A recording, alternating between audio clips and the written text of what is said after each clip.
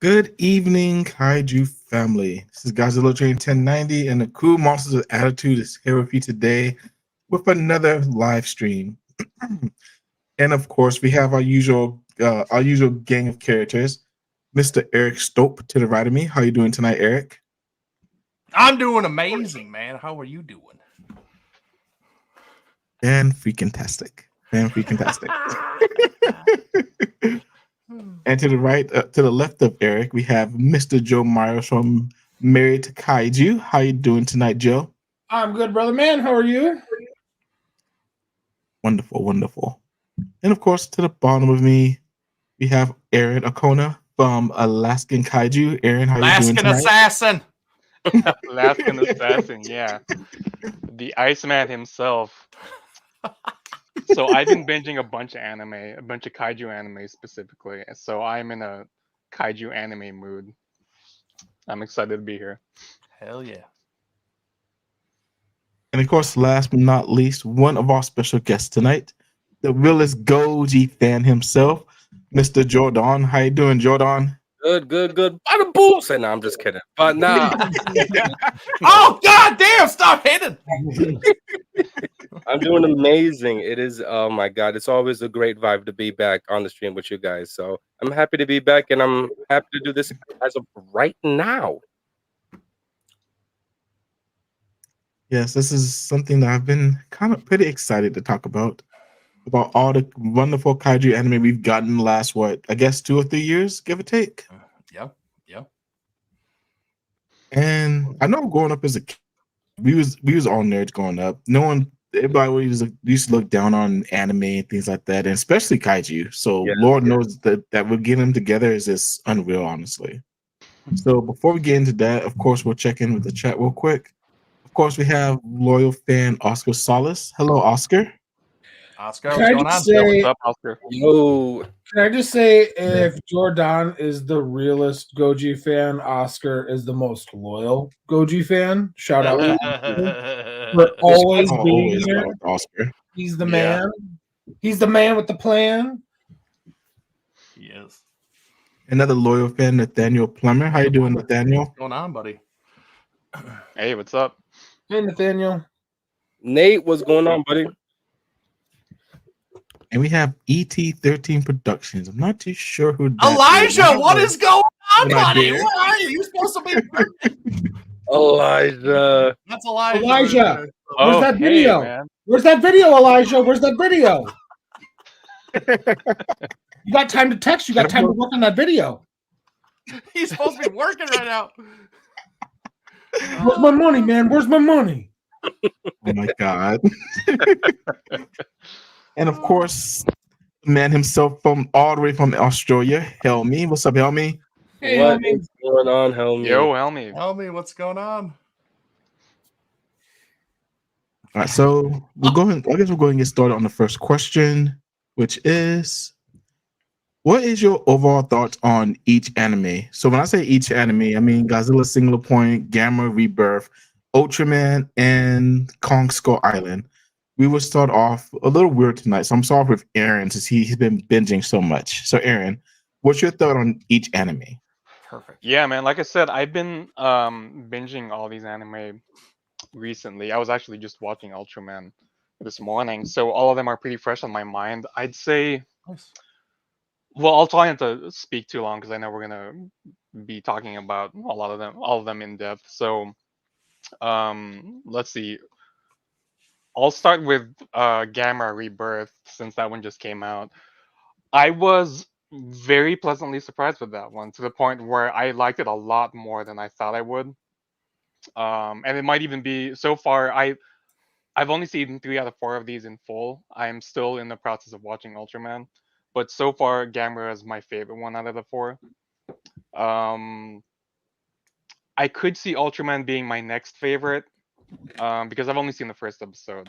But so Oh, far, yeah, I know. But the first episode so far was a lot more engaging than I expected it to be. It's about the same level of animation as the original Godzilla anime trilogy, which to me is pretty good for what it is. Mm. The next one, I would say might surprise people most, but I'd say out of these four, the next best one to me would be the Skull Island anime. Ooh. That one also exceeded my expectations. I didn't really have any, to be honest. Just because I didn't instill. Um, I didn't, to be honest, I didn't think the animation style was that impressive. But once you see it in action, in motion, I think it's a lot better than it might look in stills and in promotional images and all that. Mhm. So I would give that a chance if anyone's on the fence. And the last one, I saved it for last on purpose, just because I don't know. Maybe you can tell what I think about it, but Godzilla Singular Point. I didn't really have any expectations for it, and it still ended up being one of the most disappointing things I've seen this year. Holy So I don't know. Maybe that surprises some people, just because I'm a huge fan of things like Evangelion. So like, what, you didn't like Singular Point? Yeah, I didn't, and I'll get into that later. So that's what I think about the four main shows we're talking about. We could be talking about more of them. I'll just throw that out here. Um, you know what's kind of crazy? I actually kind of liked the anime trilogy a little more than Singular Point. So Really? yeah, that's what I Oh, think. man, we need a hot take button right now, because Yes. holy Christ. Yes. Yeah, I don't Jeez. know how much you guys agree with me. Probably not at all, but that's what it is. Holy buckets, dude. Yeah, hot takes galore from the Mhm. Alaskan Assassin right now. Oh Jeez. yeah, just making all those Wow. kills. Yeah, holy. Not that I'm trying to start any fights, but I mean, it's if No, like, whatever you is have your own entertaining for our opinions, you have your own audience. likes, man. Like, that's all on you. It's just crazy. It's just something I've never heard of Yeah, I know, it's realistically crazy, from right? a Like fan. yeah, we'll get into it, like I said, but yeah, I just had to say it off the top. Dang. Off the top with a banger. Jeez. Jeez.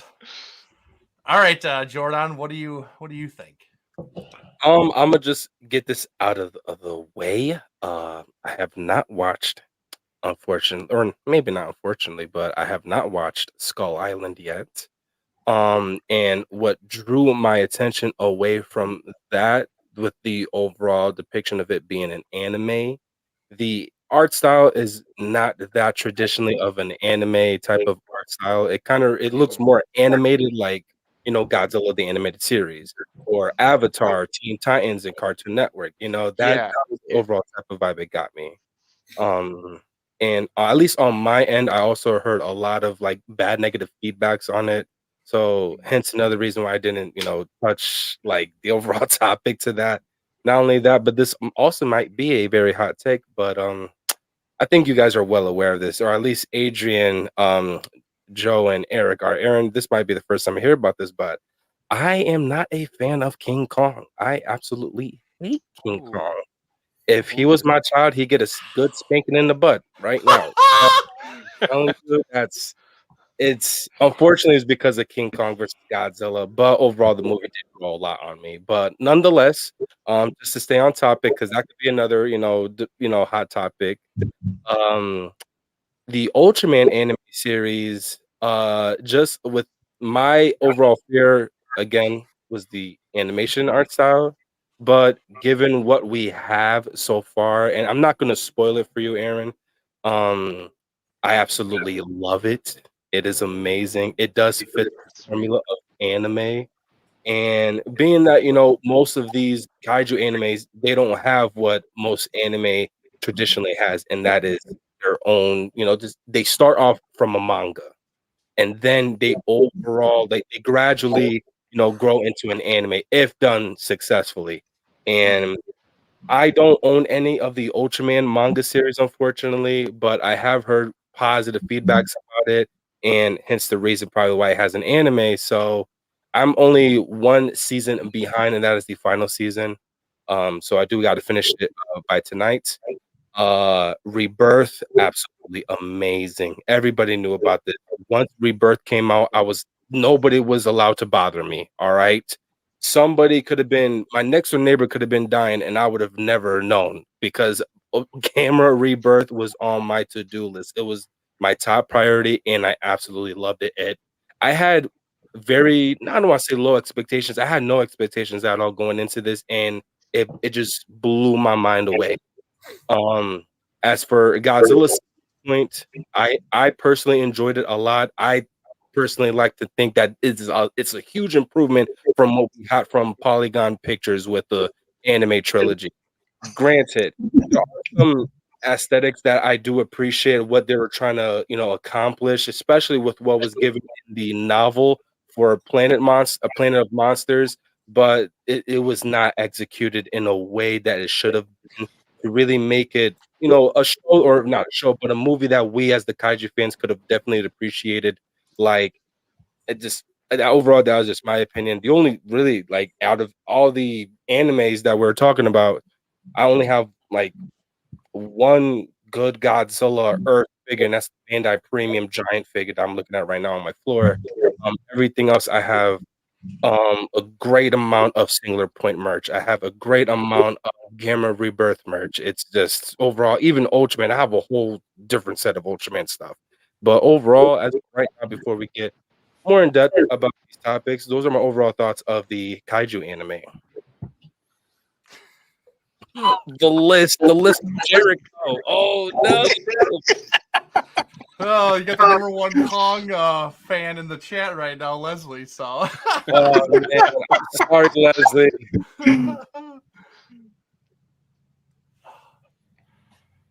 How about you, Joe? Joe, yeah. It's hard for me to really.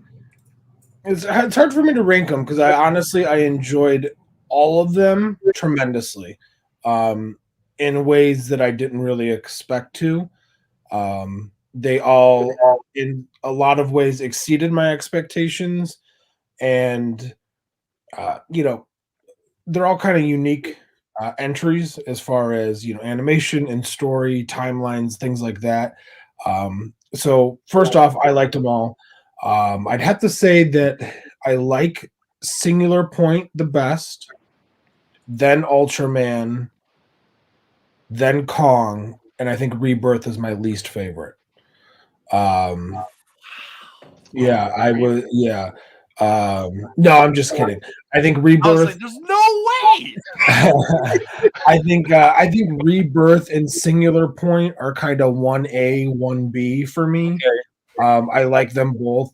There was a comment here. I don't remember who said it, but that Singular Point is very hard to follow, and it totally is. There is a lot of sci-fi, mumbo jumbo technical stuff that, I mean, I'm a stupid dude from Hickville, so like I don't understand it.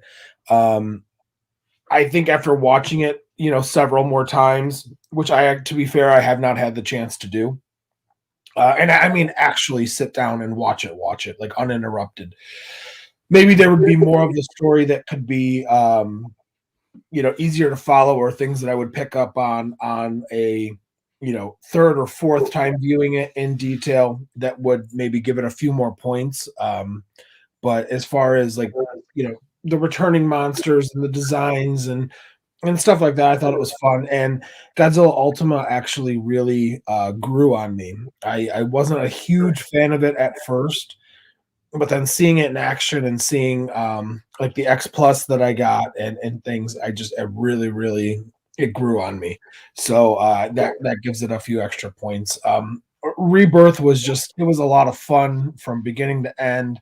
I like the characters. I like the kaiju designs. They're updated, yet you know who they are.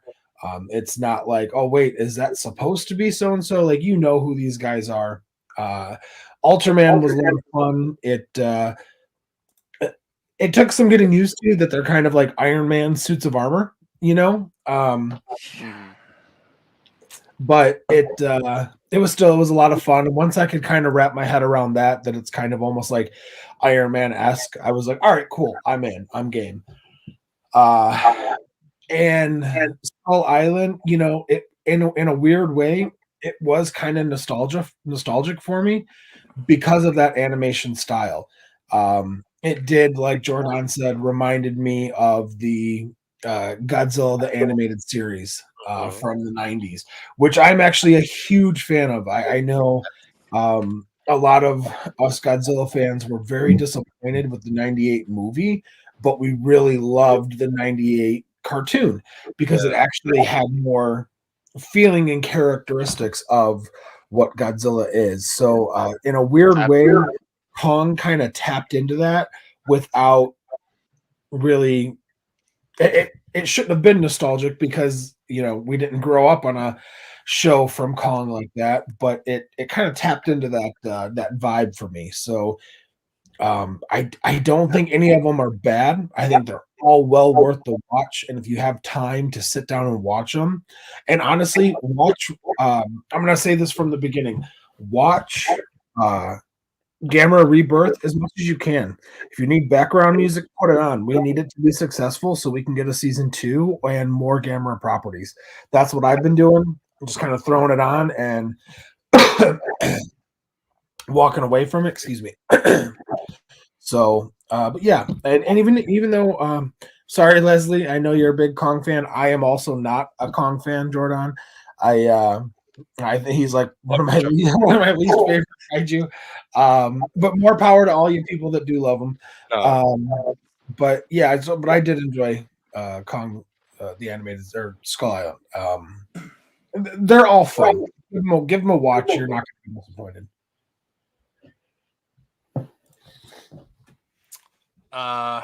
Yeah. I think they all have their strengths and they all have their weaknesses. They're all very different. I don't know.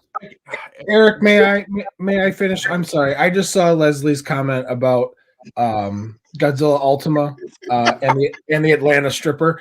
Her name is Peaches, and she holds a very special spot to me because she was my first. Okay, so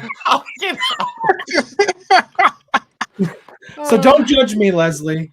Oh God. Oh boy, how do I continue with that one? Nothing tops Peaches.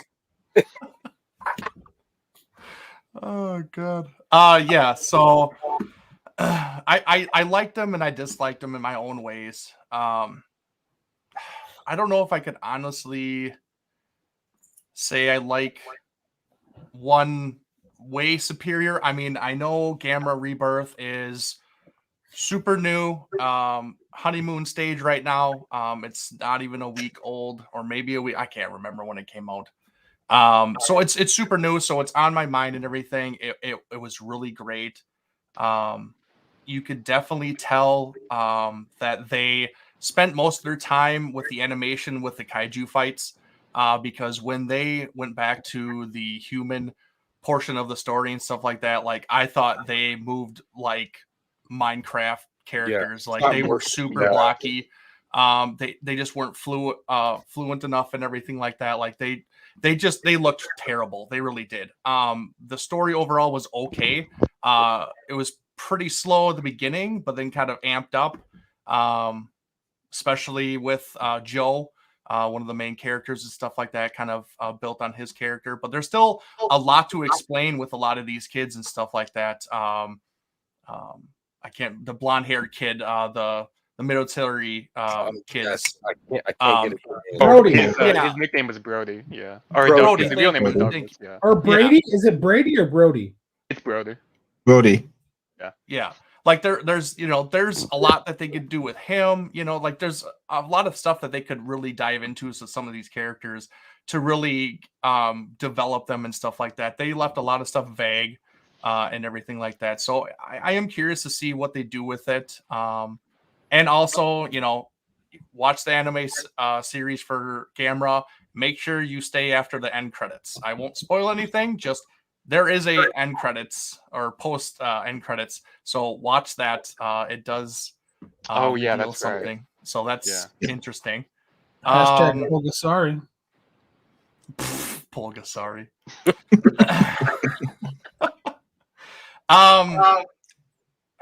Singular Point. I loved Singular Point. I know a lot of people had a hard time with that. I could stay with the story for the most part, but a lot of the mumbo jumbo, mathematical crap, physics, all that kind of stuff, fourth dimension, third dimension, all that stuff.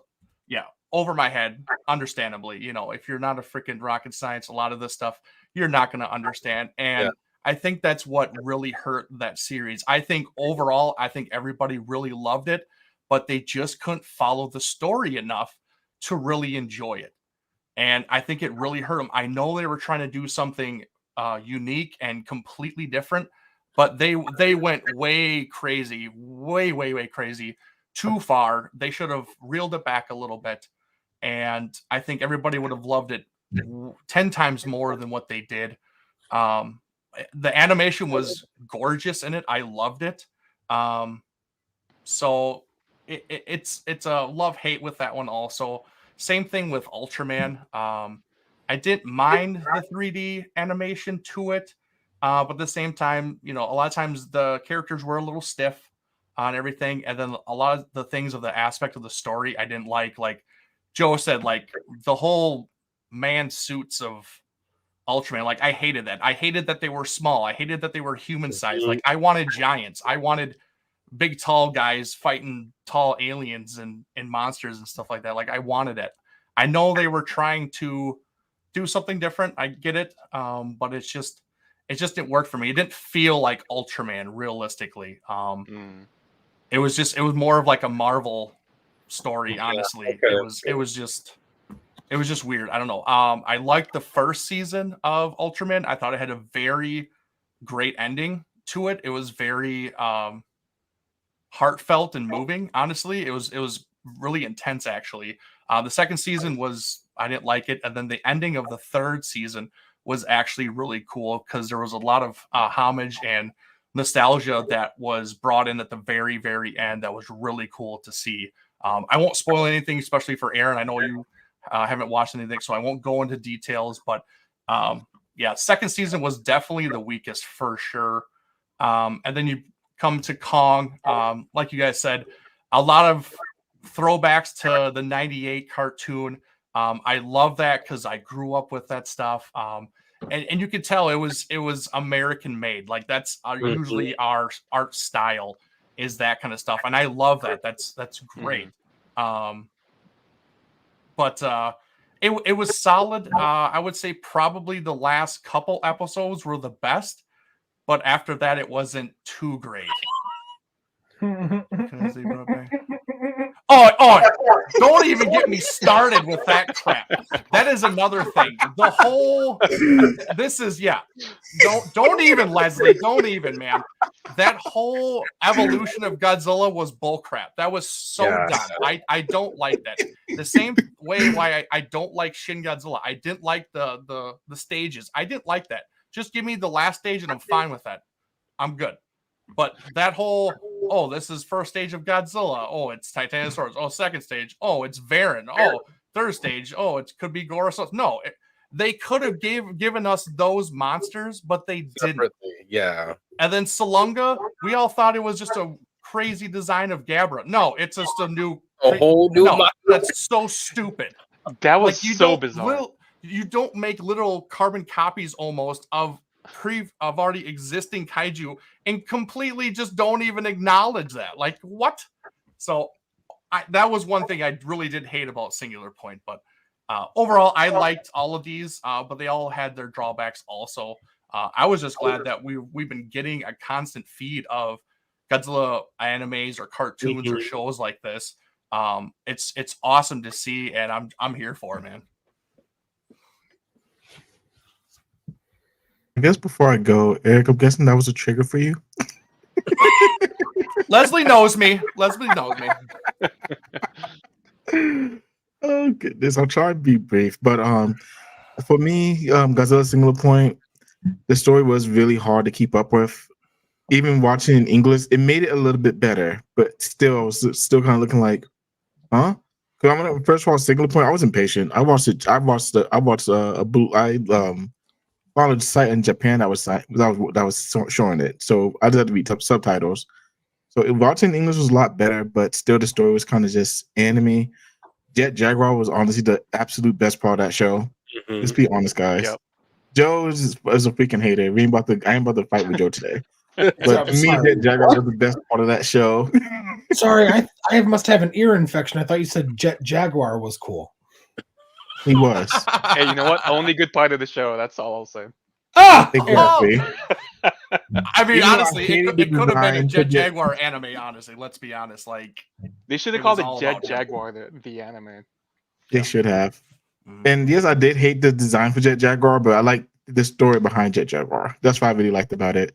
Godzilla was really cool. I'm not gonna lie, I'm with Eric too with how they did the Godzilla evolutions. That was stupid. They should have gave us Titanosaurus, Viron. I don't know why they changed Gabbro. That was absolutely stupid too. But overall, I had fun with Singular Point. Yeah. And Michael, you could argue it if you was here, but that's none of my business. Oh, sorry. Next. Wah, wah. Yeah, that's Just right. really quick, my sister-in-law wanted to be in the live stream, so this is Jackie right here. Everybody. Bye. All right, get out. Sorry. All right, get out of here. Both kids are Elbow. So with Ultraman, I only did finish season one. Season one did start really good, but then season two started uber slow. So it was like I can't even finish it. I don't even know where I'm at, what episode I'm on in season two, but eventually I'll finish it. I did like season one of Ultraman, but again, I agree with Eric. I hated that they were human sized. I didn't get that. If I wanted human sized people, I would just watch Power Rangers and call it a day. Mm-hmm. So that was really a disappointment with Ultraman. And that's coming from someone who hasn't even seen Ultraman that often. But they should have been giants. Simple as that. They should have been giant. Kong Skull Island. The Kong action was really good. The human story was a mixed bag of mess. The quote unquote puppy was no. I'm good on that. I didn't need that part in the story at all. And Leslie, I wouldn't say they screwed the pooch with Throwdown, but they did screw our boy Angus. Angus did get screwed in that. Oh man. Yeah. He was probably the best one, and they killed him off. I was like, really? Yeah, I know that was insane. But Jeez. That was insane. And then of course Gamma Rebirth. We watched it last week. Most of us watched it together. We was waiting for somebody, Samson, but we finally finished it. And I absolutely love Gamera.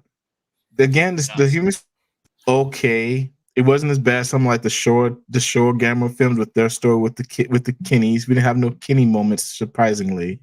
But I mean, I was able to watch. I enjoyed the movies, the human story, and I really enjoyed all the kaiju action. The kaiju action was legit. But again, the animation for the human characters was kind of lackluster and kind of stiff too.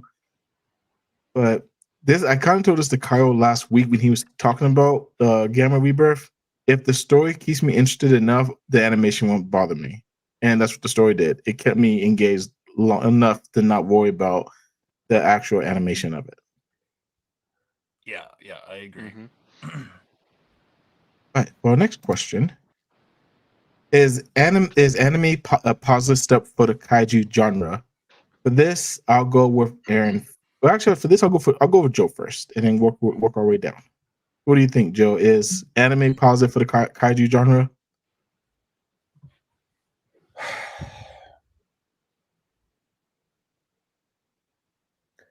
I think so.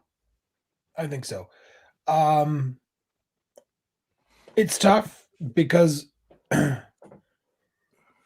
you know, I'm trying to think how to phrase this. So obviously, you know, we're all fans of toku in all its different forms, whether it's you know henshin, sentai, kaiju, whatever. And I prefer the man in a suit, the miniature, the prosthetics, the real physical special effects. That's what we all grew up on. That's what's special to us, and that's what I think made, even though maybe sometimes it's a little cheesy, a little corny, that's what kind of made some of the stuff kind of fun, kind of unique, and it was staples of the genre. However, they are limited, right? They're not making Super Sentai or Ultraman or Kamen Rider or Godzilla, for that matter, in Japan with 50, 100, 150 million dollar budgets like they are in Hollywood. You know, they're not ever going to make a Ultraman TV show that has the budget of Game of Thrones. They're not going to make a Godzilla movie, even as fantastic as -1 looks. They're not gonna make a Godzilla film with a $200 million budget. So I think anime is going to be a great avenue for them to try all this weird, crazy stuff that they didn't have the budget for. And that was one of my things that I said a lot about Shin Godzilla. It was such a radical design. It was such a radical premise for him to evolve. All these things. I almost feel like Shin Godzilla should have been an anime. An anime should, like, that can be your excuse to go crazy. Keep the films kind of, I don't want to say formulaic because that'll turn people off. Eventually, people will get bored with that. But keep your films and your live action things to more of the general setup that we've had over these decades.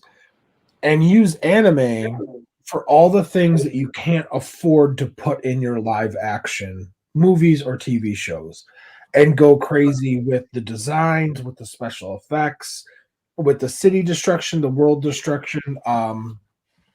So yeah, I think anime can be a positive step for the kaiju genre. I don't want anime to take it over and only be anime. But I want it to be an additional. Oops, sorry, I turned my camera off. I want it to be like an add-on, something that benefits, that is kind of like a perk to it that can help expand it. I don't want it to take over and it be the only thing we get. I want it to be something that can help expand the franchise, if what I'm saying makes sense. Because I mean, let's be honest, like in Godzilla Final Wars, I love the apocalyptic feel once all the monsters are released and you see the destruction of all these cities and stuff. But we didn't get a lot of time in those cities because they couldn't afford to make all the miniatures and all the different sets. And in anime, you can see a Chicago get leveled. You can see San Francisco or Tokyo or Singapore, Hong Kong, et cetera, et cetera, et cetera. So I think there's a lot of things that could be a positive for bringing in anime if you can't afford to, to have a film with 20 monsters in it in a destroy all monsters type scenario. Some of them are going to have to take a back seat because they can't afford to make all the suits or whatever. So I think anime is a positive step as long as it's a garnish, not the main dish.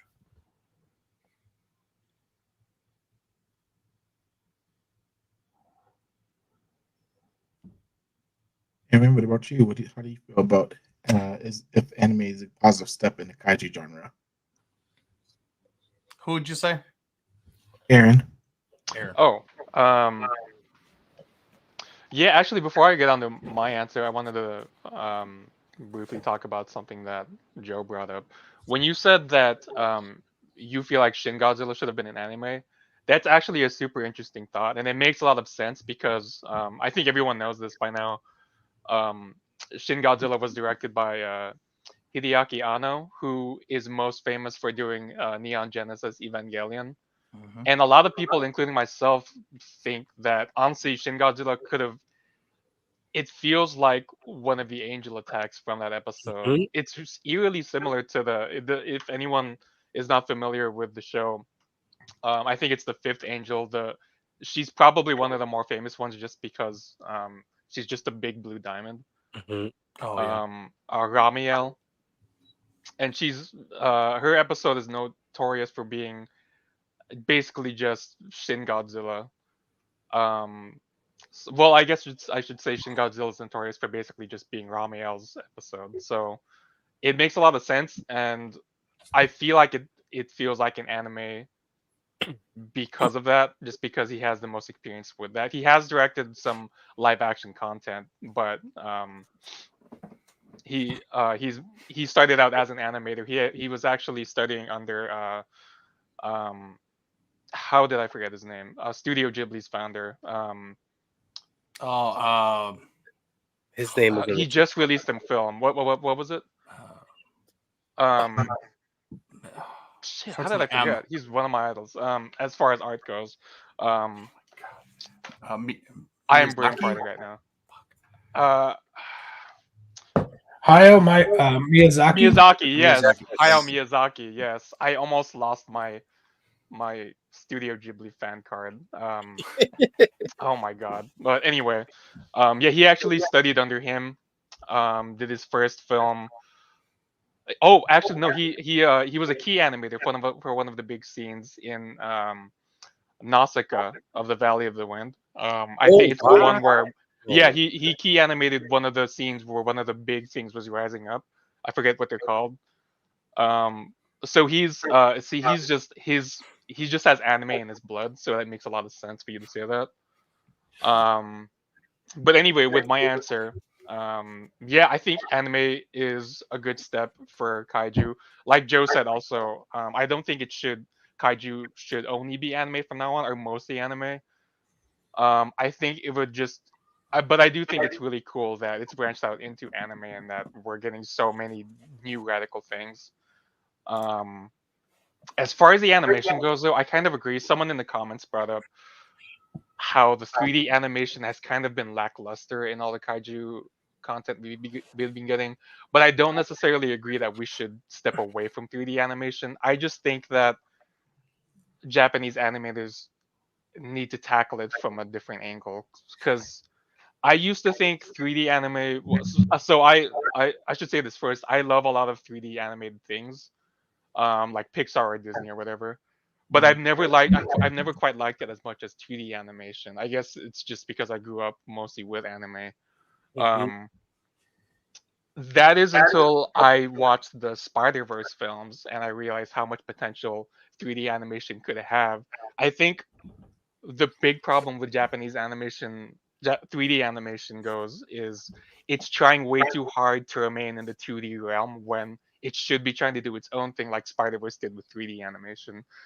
That doesn't mean anime films have to be like Spider-Verse because that'd be really bizarre to be honest. But if they could do in their medium that if they could do things in 3D that you could only do in 3D and use those tools to emphasize kaiju in a way that you just couldn't in 2D or live action, I think you could possibly make kaiju anime that's probably even better than a lot of traditional tokusatsu stuff. That might be kind of a radical thing to say, but if things like Spider-Verse could convince me that yeah, this film is better than a lot of 2D animation I've seen, then who knows? I think there's a lot of potential for that.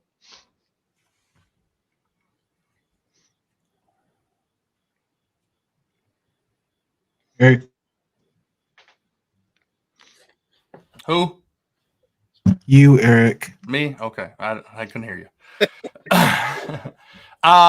Yeah, like I agree with both what they're saying. Um But how would I say this? It's anime. You can do, like Joe said, you can do a lot of crazy things with anime that you can't do with men in suits and stuff like that. Like a good example for the Gamma Rebirth, the redesign of all the monsters. A lot of that stuff you either couldn't do if they were to do men in suits, or might not work, and stuff like that. Like a lot of that stuff you can't do practically. Um, but also at the same time, on the reverse of that, anime is crazy. It's over the top and everything, and it just shows that you can do so many different things and off the wall things and things you couldn't do in real life. Because when we start trying to take animes and going back and trying to make them real life, it sucks, and it can't be done. It just proves that anime is its own thing, and you can do so much Mhm. with it. And um, it's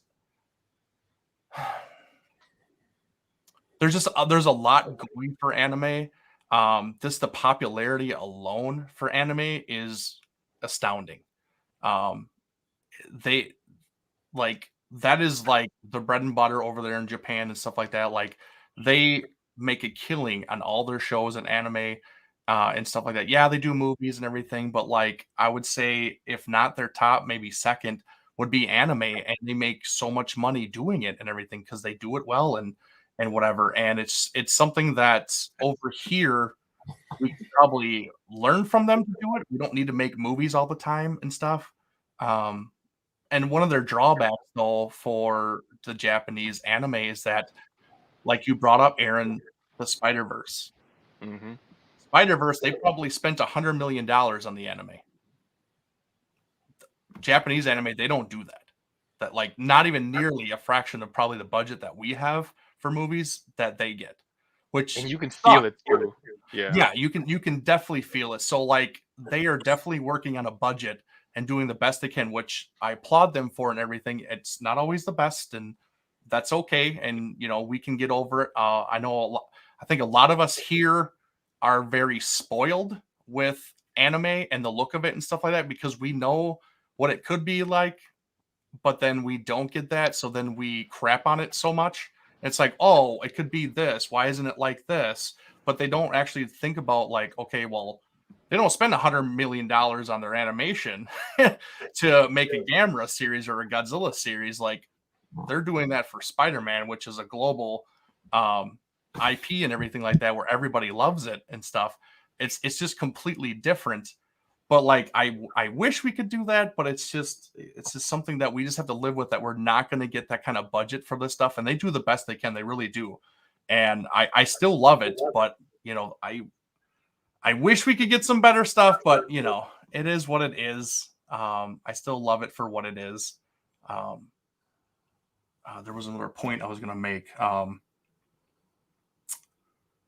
forgot what it was. Crap. Just really quick though, I think Yeah. that is really, I like that you said that, because I think that's why it's not really animation, although they use a lot of CGI in this. I think that's why a lot of people love the Legendary movies, the MonsterVerse, just because finally we're seeing Godzilla with a huge, big Hollywood budget, and seeing the kaiju the way a lot of us have always seen them in our heads. Yep. Which regardless of whether you love the designs, I just think it's really great to see them like that. Absolutely. And I think it also too, like they have to pick certain companies or studios to really, I think, get the most bang for their buck, because a Yeah, lot of these, absolutely. like, I mean, I think one that gets looked over and everything that is not talked about enough is Studio Trigger. Like I think Oh, they yes. do some of the best animation, and they did SSS Gridman and SSS Dynazin, and Right. it's phenomenal stuff. Like if some company like that were to do a Godzilla or Gamera, like holy crap, like it would be amazing. Everybody would love that. You know what's But interesting? yeah. Sorry, not to interrupt you, but Go ahead. Studio Trigger, a lot of their staff actually branched off from studio Gainax, which is the studio that Anno made Evangelion for. So for them to do a kaiju anime, it wouldn't be that far off from their roots. Mhm. Yeah, but it just seems like all these companies are trying their hand at the animation or the 3D animation kind of thing. You're like, hey, we could just do it ourselves. It doesn't always work, honestly. Like, let's be honest. Like, there's some people are made to do it, and some others you just can't. Like, I know you're trying to save a buck or two, but like sometimes you just gotta swallow your pride and be like, hey, we want you to do this to put out the best product that's available, kind of thing. And not everybody does it. So yeah, way too true. All right, Jordan. Yeah, I am all for believing that anime is not obviously the next step, but a great opportunity for the kaiju genre. As much as I love obviously kaiju, I am a huge advocate of that of anime. And I've been to, oh my god, I can only imagine. I can't even imagine the amount of anime conventions that I've been to. Is and I've talked to a good portion of them still to this day, and a lot of them, they have their unfair opinions about tokusatsu, and whenever the topic's being brought up about Godzilla and stuff like that.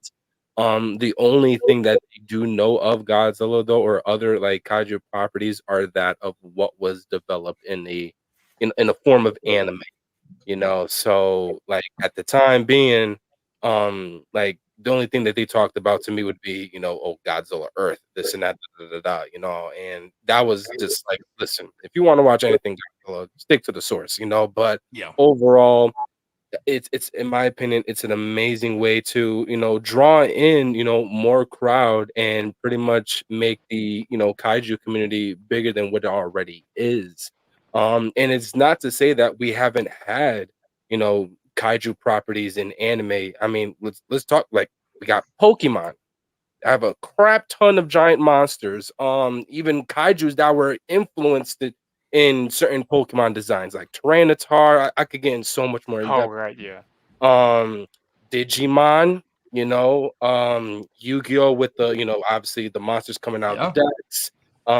As Eric mentioned, Dynazenon and Gridman, even Attack on Titan, I do believe, actually, if I'm not mistaken, one of even the actual Titans were inspired through the Gargantuas. Oh So yeah, that's the Beast big hairy Titan? guy. I forget his yes, name. Beast Titan, Titan. yes, Yeah, the yes, Beast yes. Titan. Yeah. So that just overall is enough proof in the pudding that it can work. In terms of like the type of animation style, I'm always going to advocate for 2D. 3D can work, like especially within the new season of Attack on Titan. The fight choreography for the Titans have been all 3D animated, or a good portion of them. Same thing for obviously Singular Point, with a little snippets of obviously seeing a 2D animation of Mhm. Salonga, or even a little bit of like Jaguar and Godzilla, Yep. whatever the Yep. case was. But 2D for me would definitely be the way to go. And I mean, look at Dynazenon and Gridman. It worked tremendously. Even look at these other animes that I had just mentioned previously. Look at where they're at right now. They're probably one of the biggest, well-known animes across the entire world. So, whether if it's going to, draw attention to the audience of anime instead of, us kaiju fans, I think it will work. What else? I don't know. It's definitely, I don't want to say it's a touchy subject, because it obviously it really isn't. Hence the reason why we're talking about it. But is just overall a very, we don't want to oversaturate it with anime this, anime that, anime movie, anime video game. No, no, no, no, no, no, no. You know what I'm saying? Let's stick to the source. Let's stick to the the overall formula of what these kaiju mean to us, especially because we're the main source. We are what makes these kaiju what they are right now. Whether if we have a crap ton of anime adaptations, that's fine and dandy. But like everybody had said, I don't want to see this be oversaturated. But overall, I do believe this would be an amazing opportunity to see more kaiju anime out there.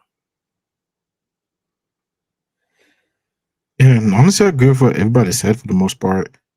And as far as if anime is a positive step, it definitely is. But like we all kind of, like y'all already kind of touched on, it has to be done correctly. Mm-hmm. We all know that even in Gamma Rebirth, as much as I love that show, there was some deficiencies in the animation in that too. Especially when we have stuff like Dragon Ball Z Brawly, and we get animation like that. That's what makes us spoiled absolutely. with stuff in Japan. And that's why we want that type of animation in the kaiju genre. Could you imagine Godzilla doing an atomic breath like they were in Dragon Ball Z Super Brawly? Yeah. Like Oh my Jesus, that'd be goodness. amazing. And of Oh, course, so good. and again, like I said about Gamera, as long as the stories, as long as we get a good story for these shows, it can live on forever. But they can't be lazy, they can't be cheap, they can't just try and get fans in with just, hey, giant monsters are fighting in anime. There really needs to be depth to these shows. There really needs to be heartfelt and connection for these shows to continue to grow on. And it can definitely be a great opportunity for us to get more kaiju content, but it has to be done correctly. They can't phone it in. Because, like I said, when it comes to actual tokusatsu, they don't have an Avengers $3 billion budget, nothing crazy like that. Mm-hmm. So with anime, they have more liberties to do that, and they shouldn't phone it in just because it's anime. The stuff you wanted to always do in Godzilla movies, do it in anime. Same thing with Gamera, same thing with Ultraman, same thing with Kong. If you don't have the budget to do it in live action, put it in anime and make it worth a while. And before we move on, I just wanted to say too that like I know we got the Gamera in anime, and it was great. Now, also too, another thing which is great for anime and stuff like that is that the reason I think why they did Gamera for anime is because they're testing the waters to see if there is interest in this particular kaiju. Yeah, Mhm. absolutely. So it's a way cheaper option to throw their product out there to people to see and test to see if they actually there is a following, they're going to make money, people are talking about it, all that kind of stuff. It's a way cheaper way to promote their IP and everything, and they don't have to spend millions and millions and millions of dollars on a full budget movie and then it flops. Yes. They don't Mhm. want that. They don't want to lose money. They want to make money. So like I think it was very smart of Kadokawa to throw this as an anime to see if people are liking it and everything like that. And if they are, then because they've already said themselves that, hey, if we make a lot of money and everybody likes this and stuff like that, either A, we're gonna make a second season, or B, it could lead to a live action movie. So like it's smart on their point to do that and then get people talking about it again. I mean, God, we haven't talked about Gamera since what 2006 from Yes. Gamera the Brave. I mean, you're talking almost 20 years since he's had anything, and everybody is ecstatic for it, and I love it, and it's great. And like Joe said, we got to keep watching that show and showing them, hey, we love this. We're talking about it like we are now. But I think it's a smart game plan for them to do that. And also, I want to touch on Combat's comment here. And I know I understand that the whole suitmation thing is probably dead, like, unless it's Ultraman. Mm-hmm. Ultraman is the king of tokusatsu, and they just know how it's done. They have made a formula where they can still do men in suits and that special effects and make it look really, really good. Yes. Yep. So they're still doing that and everything. Yes, they do some computer graphics and everything to spice it up and everything, but unfortunately, a lot of people, yeah, the whole suitmation thing, it is dead. It really, really is. It sucks. A lot of people don't want to hear it, but it's the truth.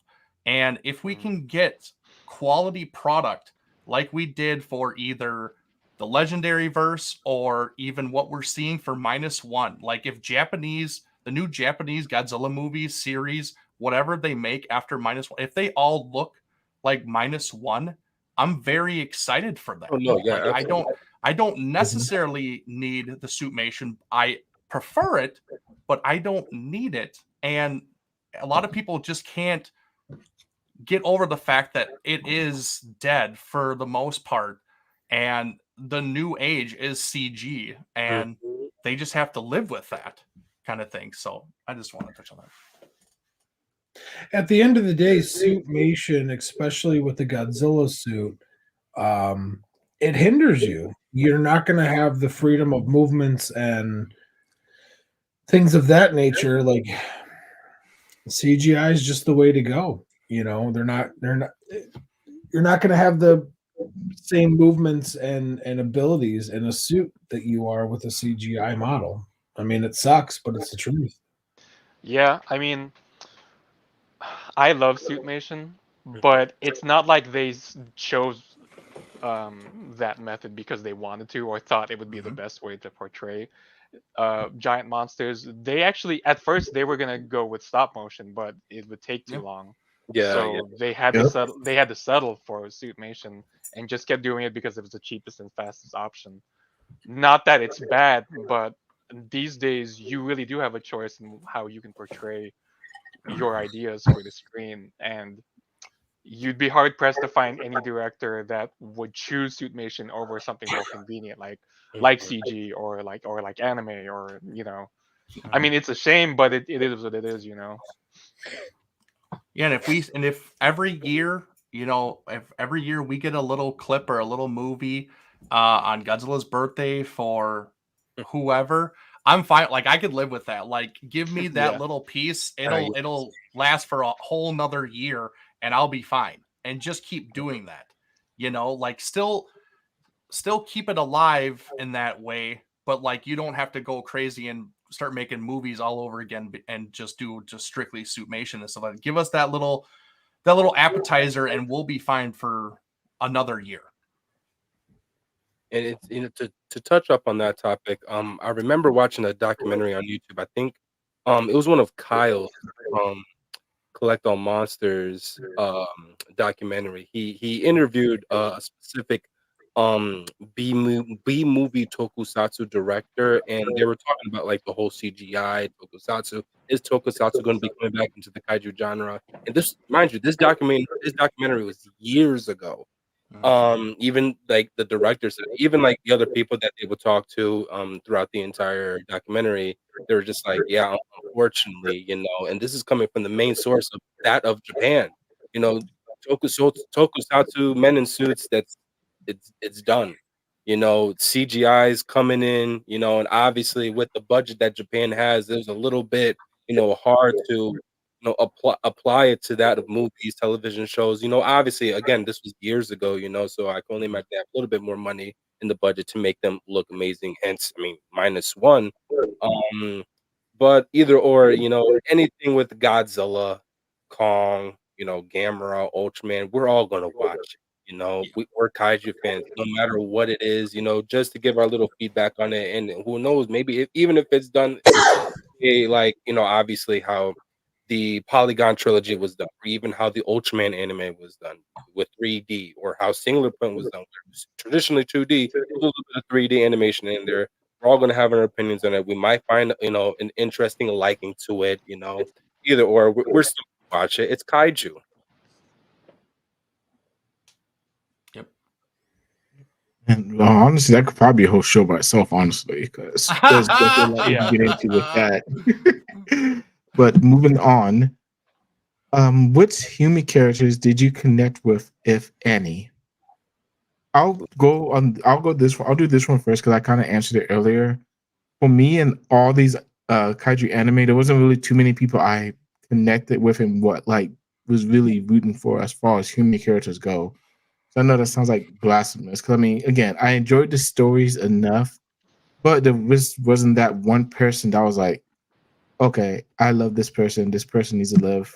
This person needs to get through everything. I didn't have that person in any of these animes. Kind of the same with the MonsterVerse in a sense too. There's not really one specific person I really care about in the MonsterVerse either. I feel the same way about these animes. But do y'all feel any different? Where your heads at with that? Eric, we'll start with you first. Oh, you suck. This is a good question, Nathan. I'm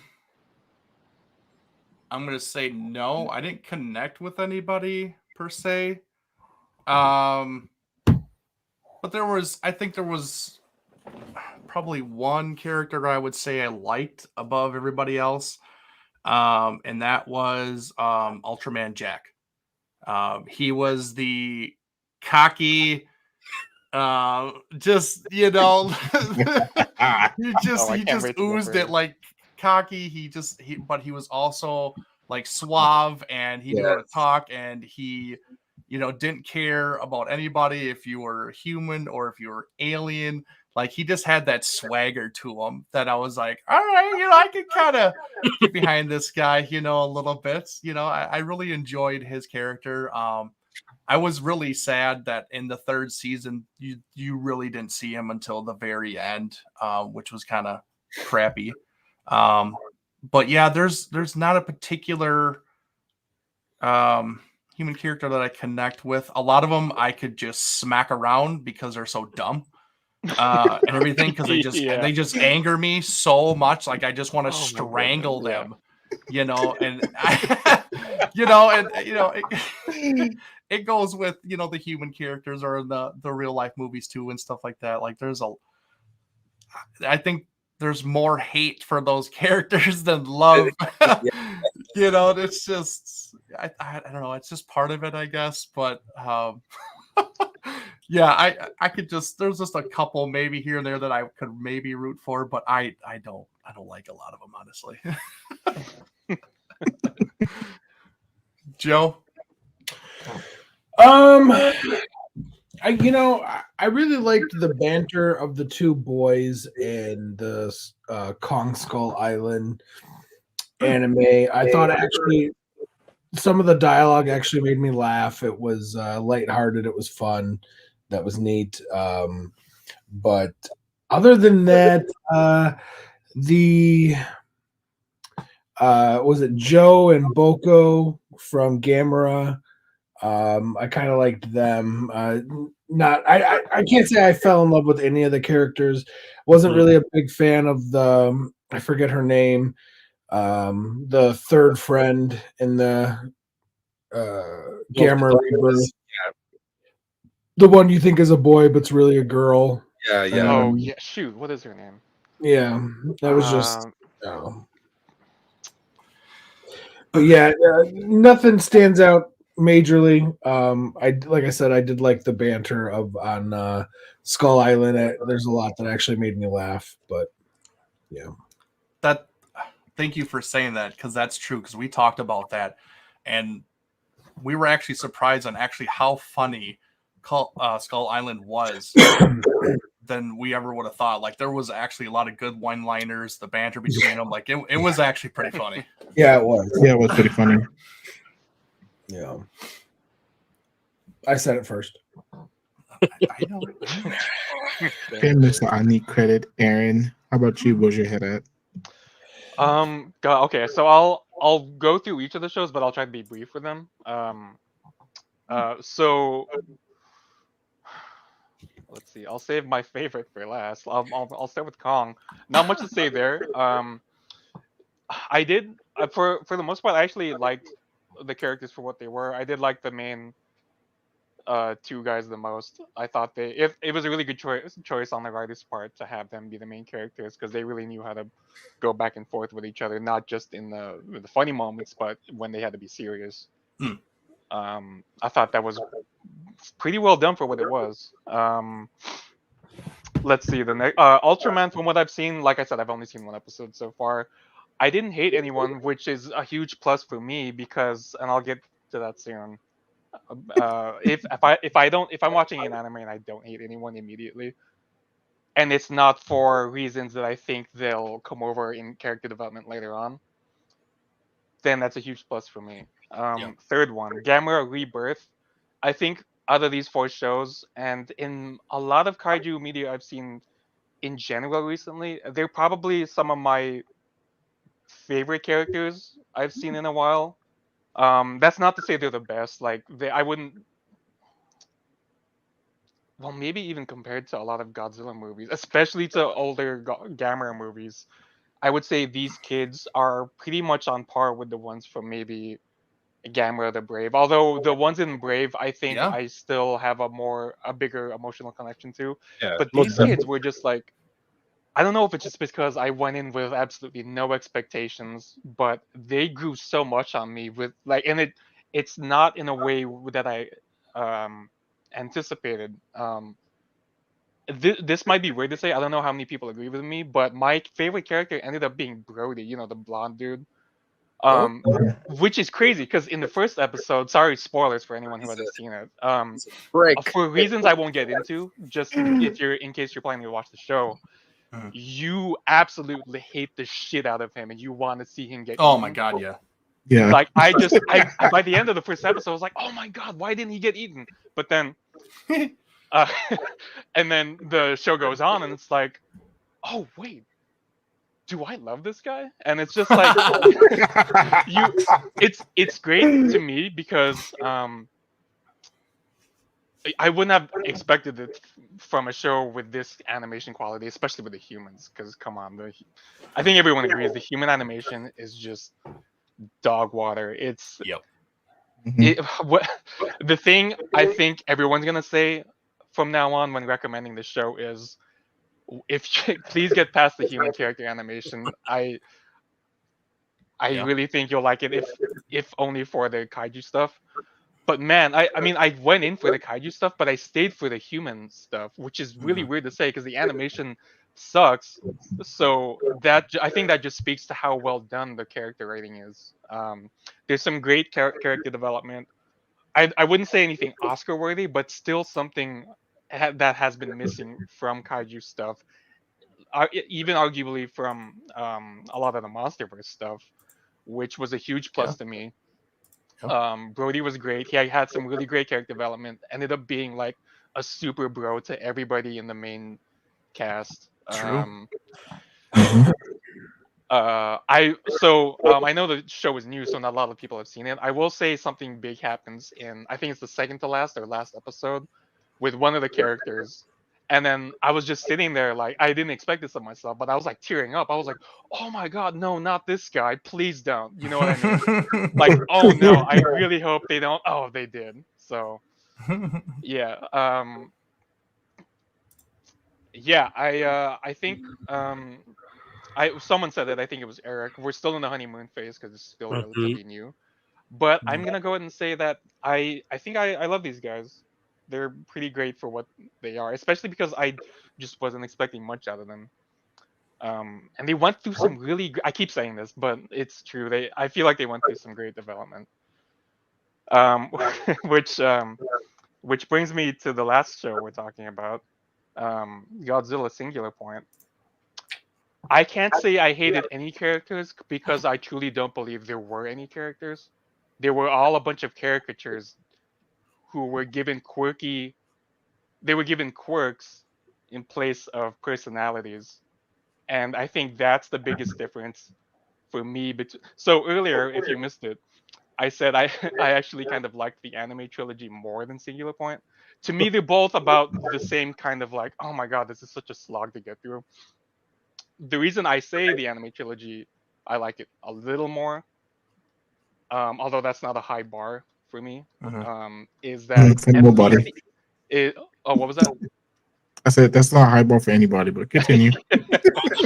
Yeah, exactly, right. But like, so the anime trilogy, at least it does have, at least it does have characters that kind of feel like they could be real people.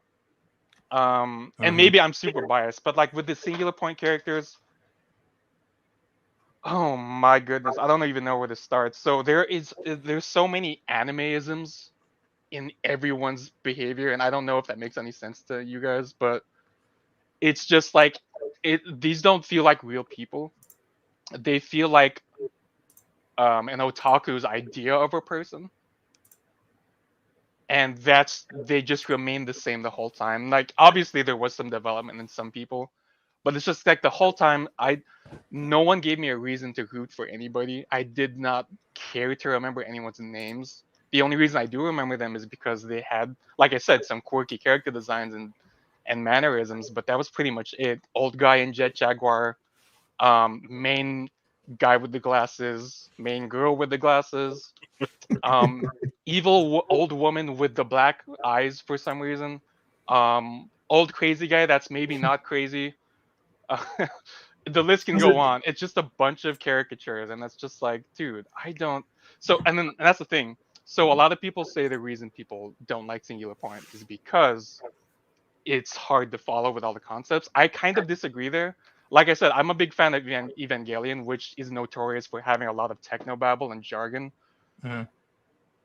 I think the reason a lot of people love that anime and have been talking about it for what, like 3, almost 4 decades now, isn't necessarily because of all the crazy science stuff, all the tokusatsu, mecha, kaiju stuff.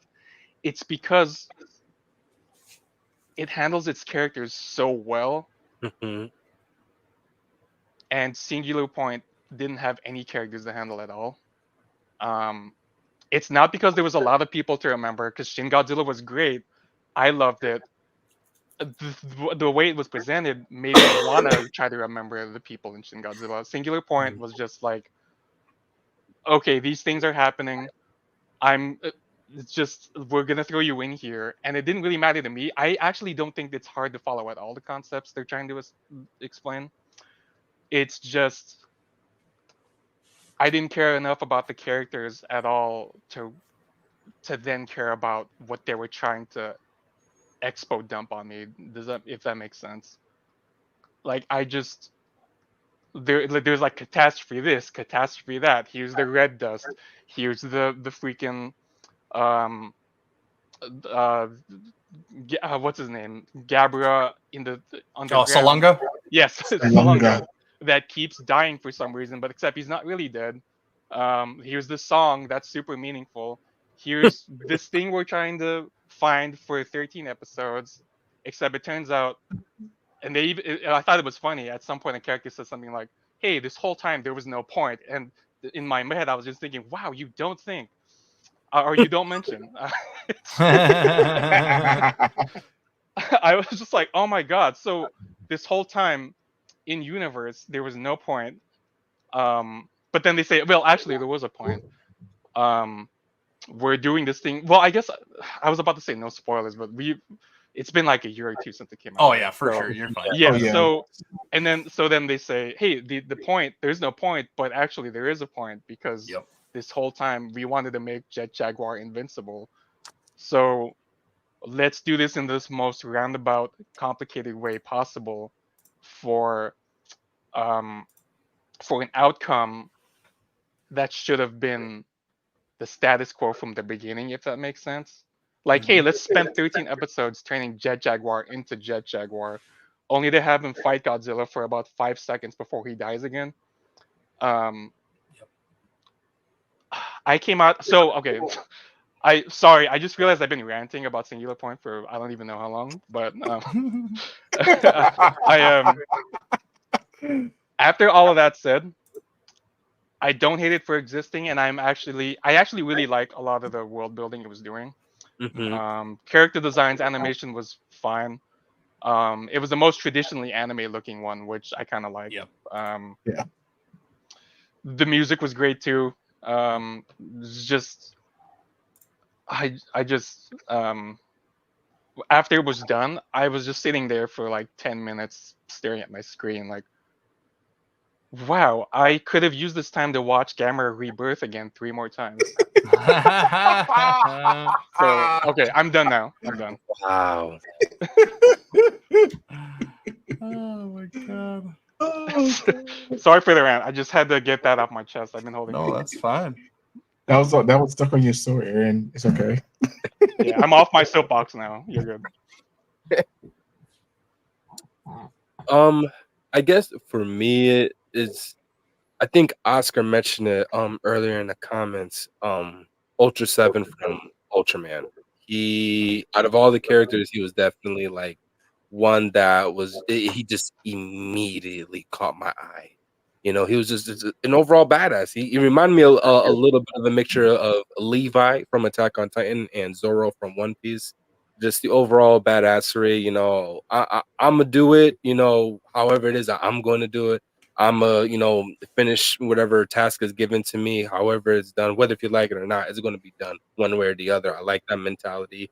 I like how he's also like kind of, I don't want to say like almost a teacher in a sense for Ultraman, but I did overall get that vibe from him, which one of the other reasons why I did like him as well.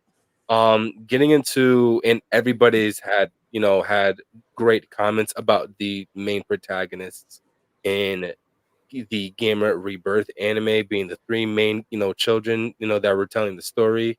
I had very, very, very low expectations for them. Once I got the overall reveal of that it was going to be kids telling the story, like for me, seeing the overall design of Gamera had such a much more menacing and like much more serious look to it that I was thinking, oh, we're going to have, I had hoped we're going to have, great, protagonists for this show, like how they did back in the Heisei era.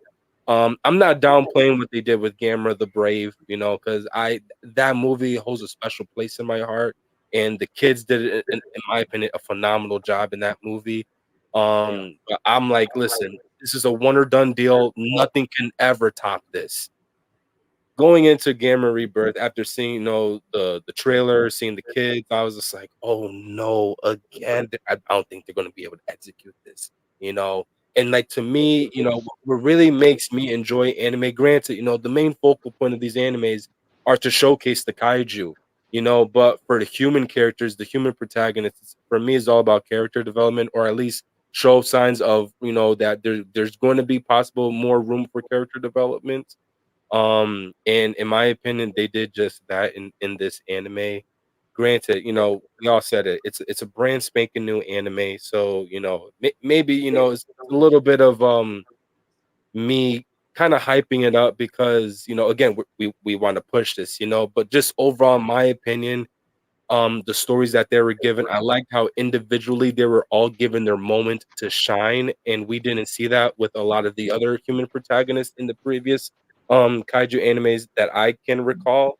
So between Ultra 7 and the three main children in Gamma Rebirth were the overall characters that I personally enjoyed, the most. But in terms of connecting, no, I couldn't connect with anybody there. You know what I'm saying? There was not one that I looked at, I was like, hey, he reminds me of Jordan Adorno. Like, no, there was none of them. Like, Yeah. but overall, there were, enjoyable moments within those characters that I had just mentioned previously. Overall, those are just my thoughts on the human characters. Okay, you make me sound I was a heartless monster, but it's okay. I'll take it. I'll be the bad guy for this subject. So, which anime had the most potential but fell short?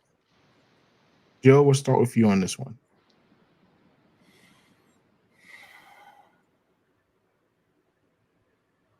Joe, you're up. Sorry. Oh boy. I guess technically I would have to say, even though it was probably one of my favorites, I'd have to say that Singular Point had the most potential but fell short. Because of things we already kind of discussed prior, with like the monster redesigns and stuff, things that were, obviously Titanosaurus or Gabara, Varan, etc., Gorosaurus, like just bring them back. Like, we didn't need to have another transformation of Godzilla or evolutions of Godzilla. We could have had these monsters that hadn't been around in movies in 20, 30, 50 years and brought them back. So I guess like in that aspect, I was a little bit disappointed with Singular Point. And also just, some of their decisions on what they did with the monsters that they actually stuck to, like, their actual names. Like, I wasn't really a huge fan of what they did with like Hedorah or Megalon, Oh yeah, Kumon- that was. Sorry, You know. I just not to interrupt you. I just briefly want to say it was really weird seeing Megalon with a normal bug body. It was kind of cursed. To be honest. It was even Megalon. I was supposed to be Humongo. Oh yeah, so Yeah. I didn't know what they were trying to go for. So that was just weird. But anyway, sorry. No, it's all good. But yeah, I just think that they kind of dropped the ball on maybe like the representation of what they did with the kaiju. I think they could have done more with it. I'm actually a fan of like swarm kaiju. I think it's interesting. Like if instead of Kamacuras or Kumonga being one or two kaiju, them being dozens, if not hundreds or thousands or tens of thousands, where they're very, very weak individually and they could probably be taken down by the military one-on-one, but just their sheer quantity of numbers. I think that's interesting, and then I think that thought for me actually stems from the 90s Godzilla novelization books by Mark Cerasini. I believe it's in Godzilla vs. the Robot Monsters. Or maybe it's Godzilla 2000. Anyways, it's in one of the books where there's actually like a swarm of Kamacuras that are eating the green like crops and stuff, and they're laying waste to the Midwest. They actually get taken down by the Air Force after a relatively lengthy battle. But to me, that's more interesting than a giant Kamacuras or a giant spider fighting Godzilla. Like it just doesn't. I don't see an insect of that nature putting up a fight, but a swarm, something that could actually give the military actually something to do, because we know that they can't hurt some of these other monsters. Like that to me has always been kind of interesting. So I like that aspect of Singular Point, but I dislike, like I said, the other things. Like I don't like Hedora being a floating clear jellyfish thingy. I don't like. I would like the Titanosaurus to be kind of different, and just all the things that we've said before in other streams and in this video. But yeah, so even though it's one of my favorites, or as far as anime is concerned, I'd have to say that it's probably also one of the most disappointing for execution, if that makes sense. So did you like the Rodan?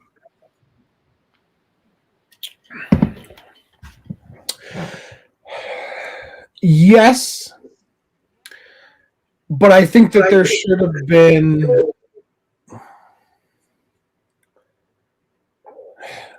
Yes and no. Rodan, I wasn't as happy with that because we've only ever seen I guess we saw two Rodans in the first Rodan, but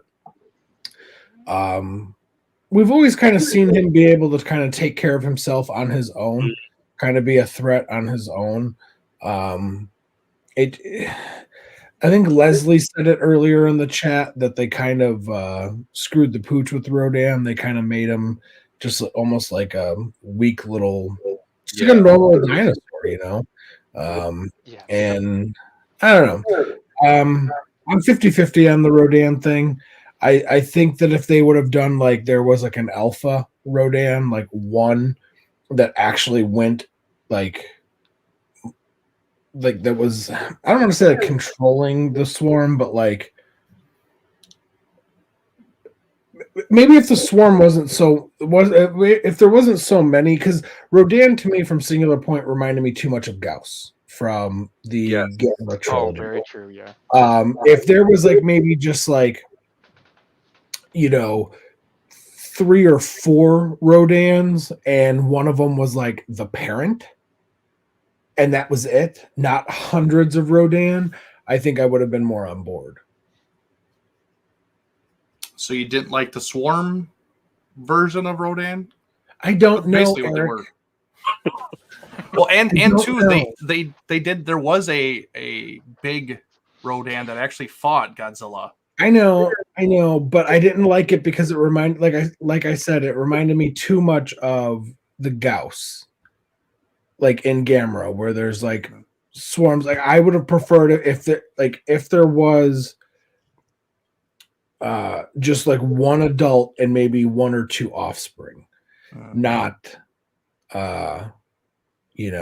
hundreds or thousands or whatever. I don't know. Talk to me in 5 minutes and you could probably convince me that the swarm was cool for Rodan. I'm honestly the Rodan, I'm not sold on one way or the other. You could convince me either way. Well, you couldn't because I don't respect your opinion, but anybody else could. Oh my god. I guess I'll go ahead and go next because I kind of agree with Joe. I would say Singular Point had the most potential, but kind of fell short. And I really do like Singular Point. I said it first. But yes, you said it first, Joe. Fuck you. Anyways, so with Single Point, at least like from the outro, what they kind of advertised was kind of like a destroy all monsters kind of setting that I thought we was gonna get. It's the same thing that this point of destroy all monsters. We didn't really get a whole bunch of kaiju destroying cities and things like that. We just got the swarm of Rodans, the quote unquote Kamakimus Megalon. Like we got what? We got fake Manda. Kamakimus, there it goes. Thank God I got it out. You got fake Manda, fake Titanosaurus, fake Varan. That was extremely disappointing. Like, and again, like everything that everybody said earlier about Single Point, if they would just brought back those monsters, we would have been just fine with it. I wouldn't have had any gripes with that. But the fact that they wanted to try to shoehorn those into transforming Godzillas was stupid. Mm-hmm. Two, again, they did Anguirus dirty. They killed him in like 2 seconds. He's the second kaiju we got in the Godzilla series. Put some respect on that man's name. Don't be taking off no stupid harpoon gun. That's stupid. Anyways. I've got, and again, same thing with what George said too. I didn't like the Swarm of Rodan. That really threw me off because Rodan is one of those big baddies that for Godzilla in the Showa era. So really, Rodan should have been the one to take care of himself, like Joe said. And I wish there was more interactions with the military and the kaiju too, because that's one gripe I have about the MonsterVerse. We don't get a lot of kaiju military action, and we need more of that. I think that would have made the show more interesting. So for me, it's definitely going to be Singular Point. Eric, what do you think? So before I go, I'm going to touch on Jordan's person he liked. Now, Ultra 7, he was a dick. Let's be honest. Straight out with it. I'm serious because you thought this guy was going to be this kid's mentor. Okay. And he's kind of teaching him the ropes and trying to teach him how to use the suit. And even when he's trying to prove the stuff about his dad. Now, I'm trying to be vague here so I don't ruin anything for Aaron. It's all good, man. Just did not believe in this kid whatsoever for him being his mentor and being the biggest D-bag to him. I liked him at first, but after he started doing that kind of stuff, I absolutely hated him. I really did. I was like, what? I was like, this is the one person that should be believing in him, but it wasn't. It was Taro who started believing in him more, who came in later in the series. And Taro really was a douchebag. But continue, Eric. Taro was the nice guy. That's the thing. Like, he was cocky at first, but that's because he didn't know how to control himself and his powers and everything like that, because the suit had to. And then he came back in the third season and he was all mellow and everything, and he was Mr. Positivity and stuff like that. I like that. But like, Ultra 7, man, jeez, he rubbed me the wrong way in that halfway through season 2 and like the whole season. I was like, no, dude. I was like, I don't like you anymore. I'm sorry. I had to get it out. Oh, I can't wait to see that. You're good, Eric. But my answer is, I know we're talking about a lot of single point, and I agree with that.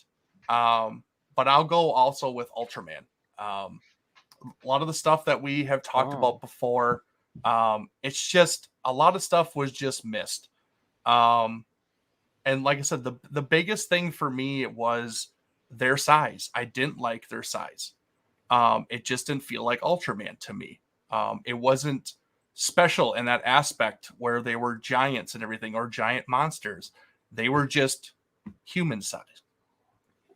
And it was hard for me to get past it. I really did. Some of the fight animations was really good and everything. And I did enjoy it, but just a lot of that stuff just didn't make any sense. I don't know.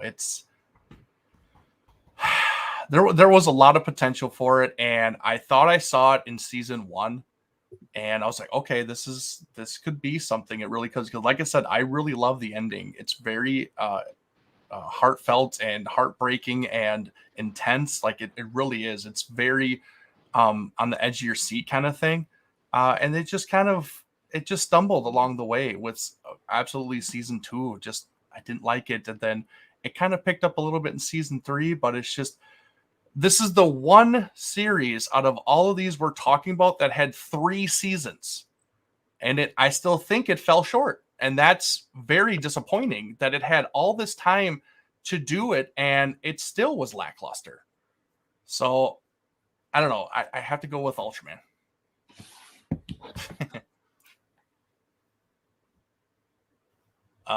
Aaron, you can go. Shoot. All right. Well, what have I not said about Singular Point yet?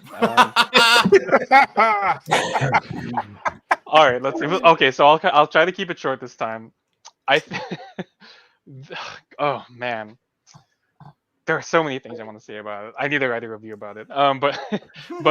Okay. So I think the big problem I have with it, and if my last rant made anyone feel bad, that wasn't my goal. If you liked it, if you loved it, power to you. I'm glad you enjoyed it. I unfortunately did not. My big thing is that it. How do I put this? It was so okay. So like I said, the world building was cool. All the concepts introduced were cool. I was on board with all that stuff, all the small details, all the confusing techno babble, whatever. My thing with that is, though, that it was so far up its own ass about that stuff that everyone on the production team forgot to stop and think to themselves, "Hey, wait, we have to make our kaiju show fun to watch." And instead, the script writers just decided to have every episode be a constant exposition dump, and I think that's just what made it. That's what really killed it for me. I think so. That I'll stop myself there because I could keep going on. It's true though. It's super true. Yeah, I mean there are good things about it. It's just overall it didn't work for me. Its flaws is still glaring. I mean, the flaws are as big as its rewards. It really is. Like it's. I understand what they were trying to do and everything, but it's just like I said before, they just did so much of that I think it steered people away for trying to do that kind of stuff. It just I think I'm gonna be honest. I'm probably gonna just have a completely curveball of a response to this question. Me personally, I still believe these animes still have the overall potential. I don't personally think that none of them had felt short. Granted, I know I mentioned I haven't finished watching Ultraman. I'm literally just one more episode left, and that is the final season. And also, now I have not watched the Skull Island animated series because it's not anime; it's an animated series. But overall, like, granted, like with specifically Ultraman, we've already seen multiple of other products of other already existing Ultraman characters after the Showa era, and this is specific style like Ultraman Tiga. More so to say like the Heisei Ultraman, including Mhm. Zero.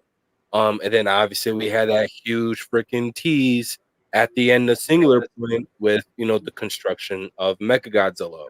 So I'm Oh still yeah. hoping that there will be doing a season 2 of Singular Point and maybe changing the dialogue of what season 1 was and making it a little bit more better and a little bit more enjoyable for the audience to watch, because I believe that's the only biggest critique that entire show has, is just the overall story that they were trying to explain to us without making it difficult. But obviously, it was so hard to get through it, especially if you're just watching it every week as Japan was uploading it on like their anime websites and stuff like that. Watching it, Mhm. so watching it dubbed was a lot more easier to, I guess, understand what they were trying to go about with the things. But overall, it was still difficult. Um, Overall, I mean, I could even say,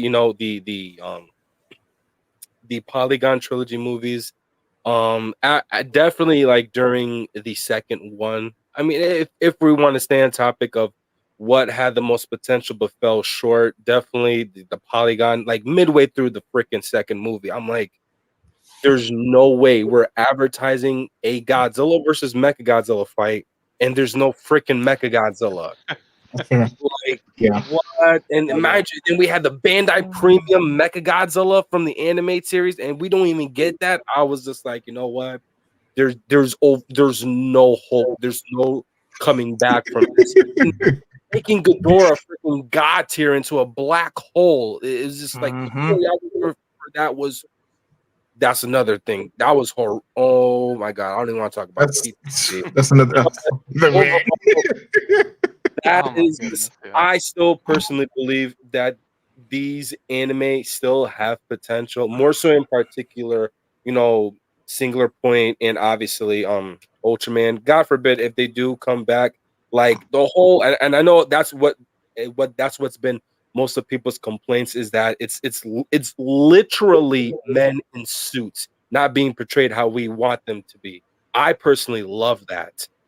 Being a huge fan of like Power Rangers, Super Sentai, seeing that with Ultraman, I didn't think it would have worked, but after the first episode, it just immediately like drew my attention, and I give kudos to whoever had originally made this into the manga and making it, I've seen to the anime, being how great it is. I was just like, you know what? I was very picky. I was very skeptical, but it really did. If for me, it reeled me in really, really quick.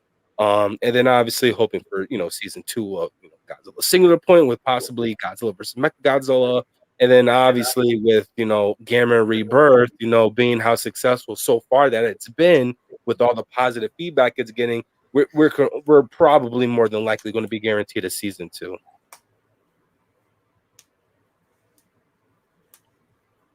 I guess before we go on to the next question, just remember everybody, these are all opinions. We don't shame no one for liking this stuff. We just have our opinions about it. Exactly. Absolutely. Speaking of another season, which Disgusting. anime deserves another season? And yes, you can still include Ultraman in that too, even though they already have 3 seasons. Would you want to see a 4th season of Ultraman, and the other 3 animes deserve a second season? We'll start with Jordan again, since he's one that brought it up. Yeah, I'm sticking to a Singular Point. I still believe it has so much more potential. Like I said for all the other animes, but more so for Singular Point, because out of all of them, alongside with Rebirth, Singular Point was the one I did enjoy the most. With all of the multiple of freaking crossbreeds of 2 kaijus into one, with Salonga being, people, some people compared it to Baragon, others were obviously like, oh, that's Gabra. And then having Kamanga being a mixture of Megalon, Kamakrus, Kamanga, Gigan, like it's just as obscure as it was. I personally enjoyed it. Like, I'm still waiting for the day that Bandai Movie Monster Series releases a freaking Kamanga figure from Singular Point. To me, I'd get that in a freaking RB, even like the Rodan figures. How come we haven't had a singular point Rodan figure? But like I could only imagine all the other monsters that they would possibly bring back into this whole freaking series. Even like with that little homage to Mothra, you know, pulling up to Jet Jaguar, and he's just like, oh look, you know, like that to me, I'm like, listen, if this is a possible tease of something bigger in the future, I'm all for that. I thought just overall it was a huge homage to what made Godzilla, you know, who was alongside with Godzilla, part of the lore to Godzilla. You know, obviously the transformations that was, you know, a little bit, you know, kind of weird. And I feel like out of any Godzilla incarnation, the only one that could really play that off was Shin. We all agreed each and every, you know, homage to every, you know, evolution sequence to Godzilla could have been their own interpretations of their respected peers. But overall, I still, again, I would love to see season 2. I am not going to freaking sleep until I see Godzilla Ultima versus freaking Mechagodzilla, because that Mechagodzilla design, by far, alongside with the Showa and Super Mechagodzilla, they're all singular point. Mechagodzilla's design is my overall favorite Mechagodzilla design. Quick shout out. Thank you, Nathaniel. Yep. Yes, You're thank you, awesome, man. Nathaniel. Thanks We for do it watching. for you guys, man. We do it for you guys. That's right. Yeah. That's right.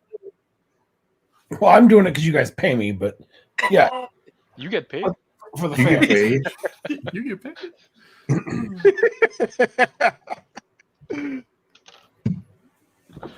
Who's next? You can go next. Aaron? Oh, yeah. So my answer might shock you. You would think I'd say Gamera, and of course I want that to have a second season. But the one I want to have a second season the most is actually Singular Point, just because I wanted to fix all the issues I had with it and redeem itself. You want a Like I said, redemption story. You want a redemption yeah, exactly. story. Like you can't tease the sickest Mechagodzilla ever and then That's just true. end it there. So I want to see him in action. So I want a second season, if only for that.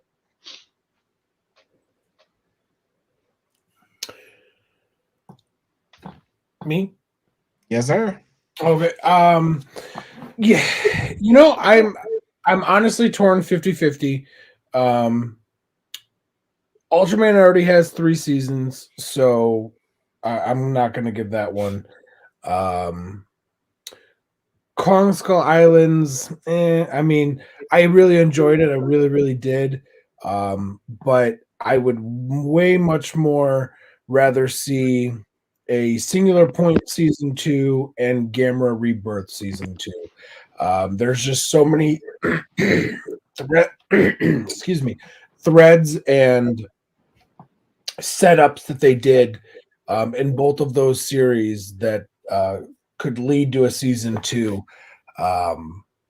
That I feel like the story could be way more interesting and more fun with those. I would love to see Singular Point season 2 and throw in, you know, obviously we talked about or Aaron talked about the Mechagodzilla.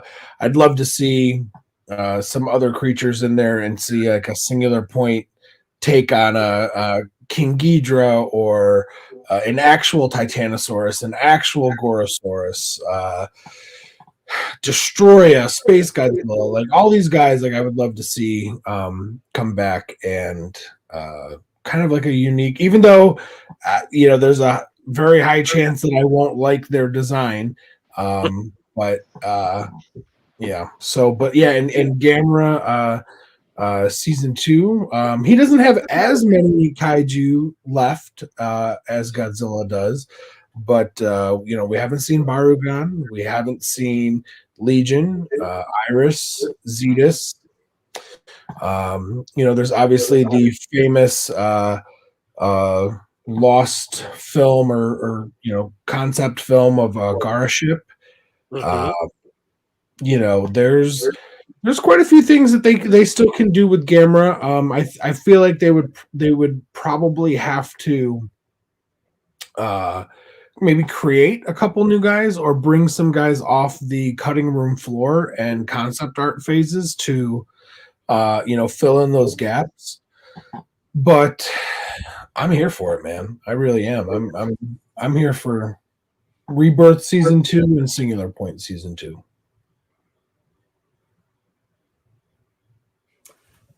Yeah. So I'll kind of do all of them here. Obviously Ultraman, no. What we got is what we got. They had 3 seasons to do it. I'm good.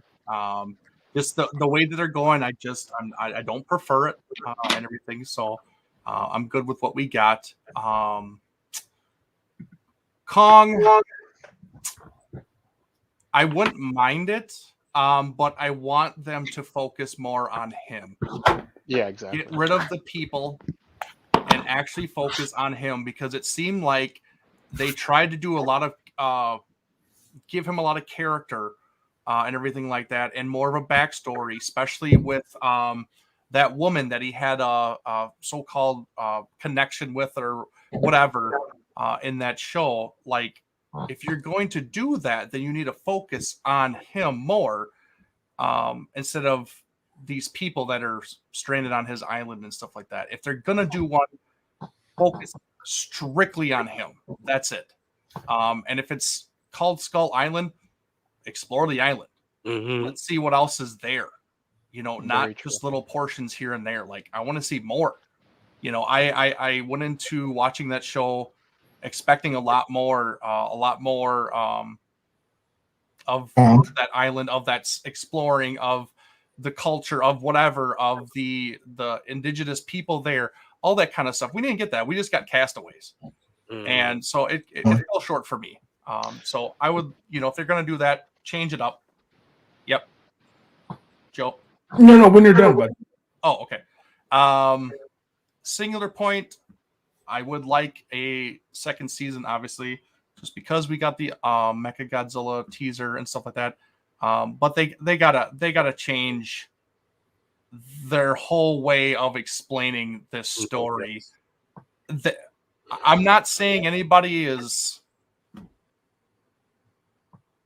hard of like learning or understanding, but they have to explain it where everybody understands what is going on. I understand some people think that way. 90% of the population do not. They do not. So you have to make it for that 90%, not the 10, not the 5, not the 2.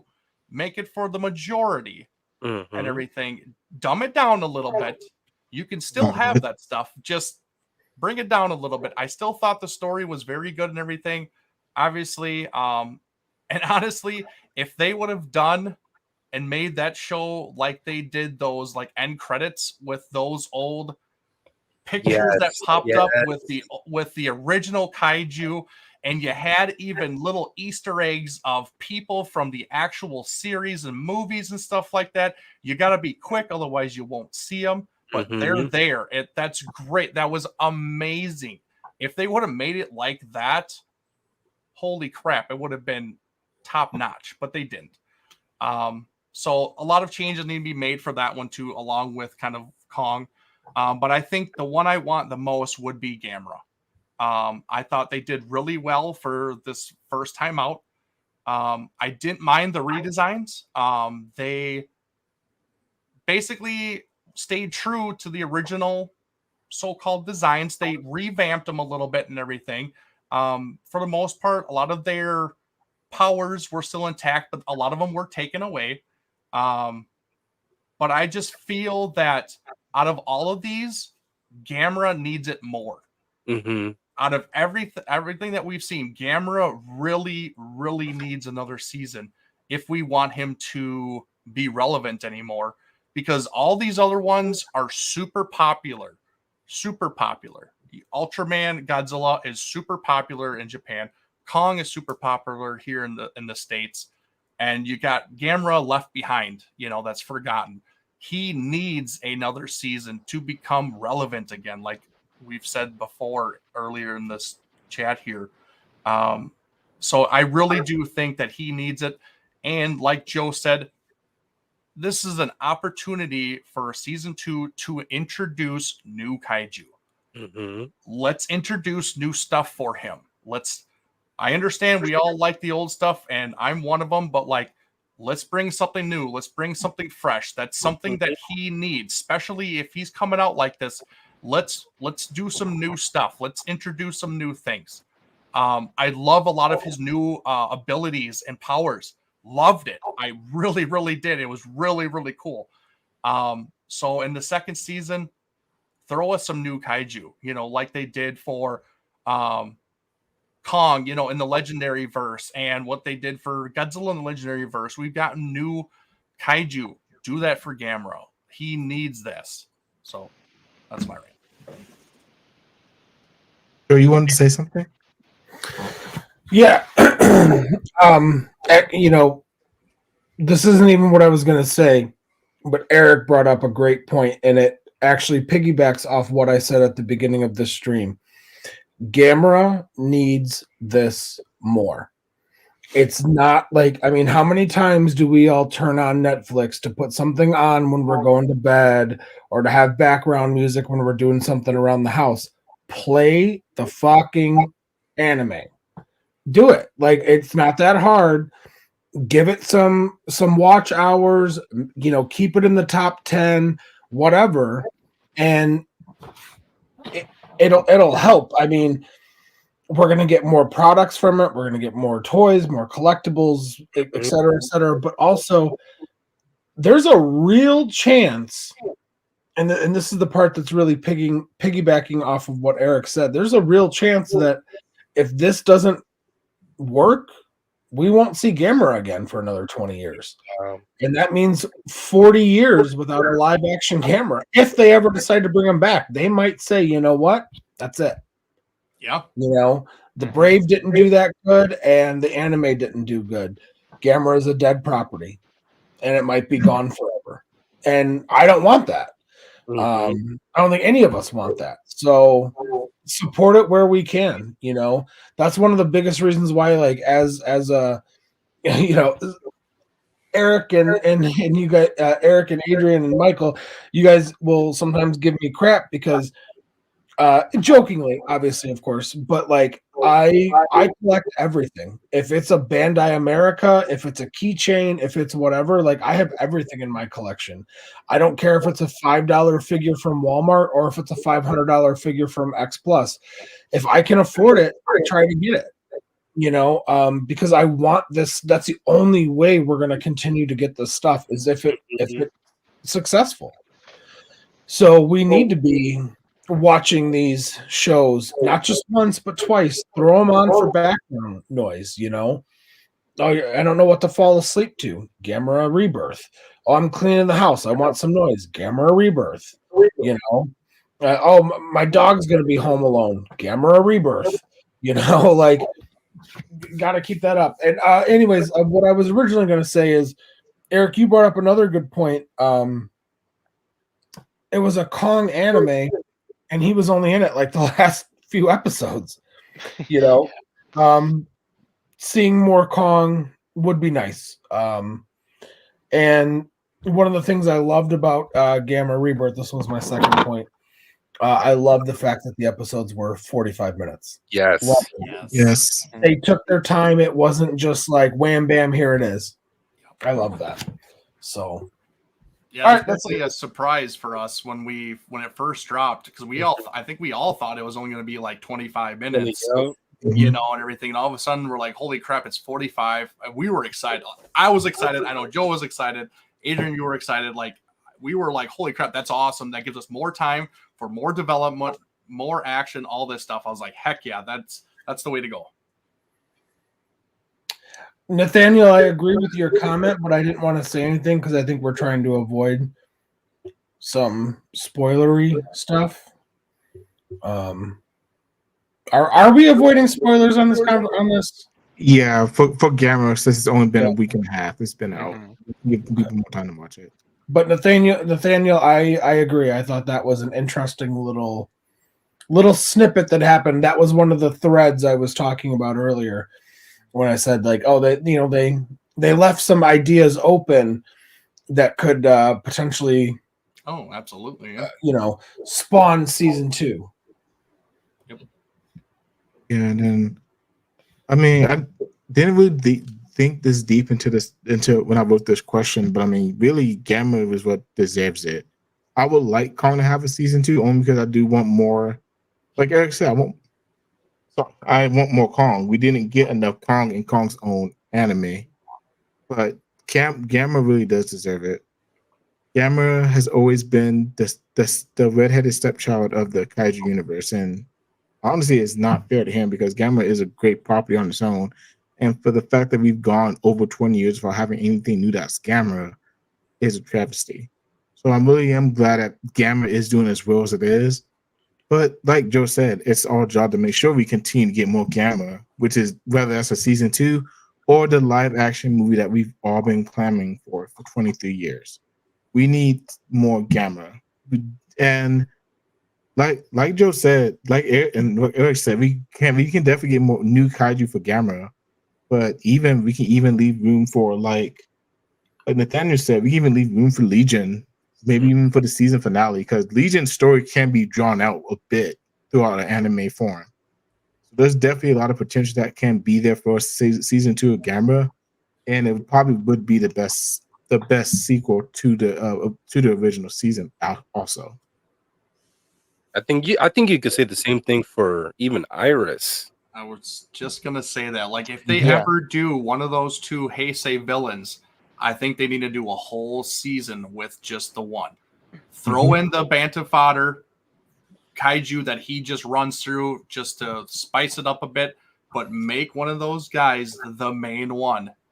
And I'd be cool with it because those two are on the level of like Destroya and like King Ghidorah. Like they're the main ones realistically for Gamera. They're the ones that gave him the hardest fight in his history so far. So they really can't just throw him in there for one episode. They have to build those up and do it long term. Honestly, that's what I think. God, if we go ahead, oh, Aaron. sorry. Okay. No, sorry. Just really quick. So Iris is my favorite Gamera movie ever. If we got a season-long arc of that to develop the human side of things, that would probably end up being my favorite Gamera thing ever. Especially if they pull it off well. It'd be incredible. Just the thought of it happening has me so excited. Even though I know it's like we don't even know if we're gonna get a season 2, but still, it's just like, man. And I feel like Iris could fit in very well with the mythology that they've established that seems to be borrowed from the Heisei trilogy of ancient civilizations. And I don't want to get too specific because we're avoiding spoilers, but the mythology, the creation, like the lore. Yes. Behind these kaiju in this anime is very much like reminiscent of Atlantis, so they really could do Iris very easily. They could actually very easily tweak the origin of Legion to where she doesn't come from space. She's something else. And so I mean, and it also you've already established, okay, these kaiju were created. What's to say they haven't created dozens of different things? Exactly. But yeah, I agree. I think we're all in general consensus. Yeah, singular point, but number one, it needs to be Gamera. Gamera needs to be, it's his time. It is, and quite frankly, it could be his last shot. Mm-hmm. Joe, you literally took the words out of my mouth. There's so much lore to that of both Legion and Iris being put into possibly season 2 of Gamera. It's literally, Joe, you took the words right out of my freaking mouth. And it could carry the entire season 2 is the potential that it has for both stories. Yes. Because so much goes into both villains, it can carry the season by itself And like I said, throwing some new kaiju just for Gamma to fight somebody. Yes. That's, but I mean, they can't even go the route where. Never mind. I gotta wait till everybody sees it. I won't spoil anything. I'll move on. You know, and also real quick, the Gara ship. If you guys are familiar with one of the potential origins for Gara ship, he could fit right into. No, absolutely. You know, and you know, in that proof of concept teaser for Gamera that came out like 5 years ago or whatever, dude, that looks so amazing. I want that. Like we can get that, people. We just have to make the properties that are available to us right now, aka Gamera Rebirth. We have to make it successful. Number one. Number two, even in that little trailer, they came out with a brand new guy you had never seen before. That black hole shooting motherfucker. Yeah, that was pretty sick. That guy. Mm-hmm. So the potential's there, people. I mean, even if you're like, oh yeah, I kind of like Gamera, just give it a shot. Like, watch it. You know, I mean, I don't want to say it's your patriotic duty as a kaiju fan, but it's your patriotic duty as a kaiju fan. Yeah, it's like Gamera has it, just like with Godzilla, but more so Gamera, especially like during the Heisei era, is proven to have so much world building in it. You know, and we know, like, you know, for those that watch anime, you know, world building, not saying that's what makes an anime successful, but it definitely is in part to that, with, you know, in terms of character development, you know, being introduced to other characters that you might possibly be like, yo, this is my favorite, and this is not even the main character. Oh my god, you know, so it's definitely out there. I agree. I guess we know what we do think needs to get season 2.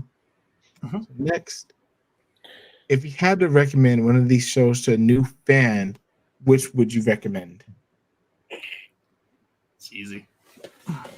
Okay, then go, Eric. Gamera. Yeah. It's just don't start that crap. Gamera, easy. Especially if we're talking like younger fan, this would be easily and right up their alley. It has to do with kids, so immediately kids are drawn to kids. It's a thing. And then you mix in the kaiju action, and it's perfect. It's not a difficult story to follow. It's pretty straightforward. There is character building for these kids and stuff like that, which is great. But unlike the other ones, I don't think, especially Singular Point, no. It's no. Like, even adults have a hard time with it. Yes, it's Godzilla, but it's not for everybody. Ultraman.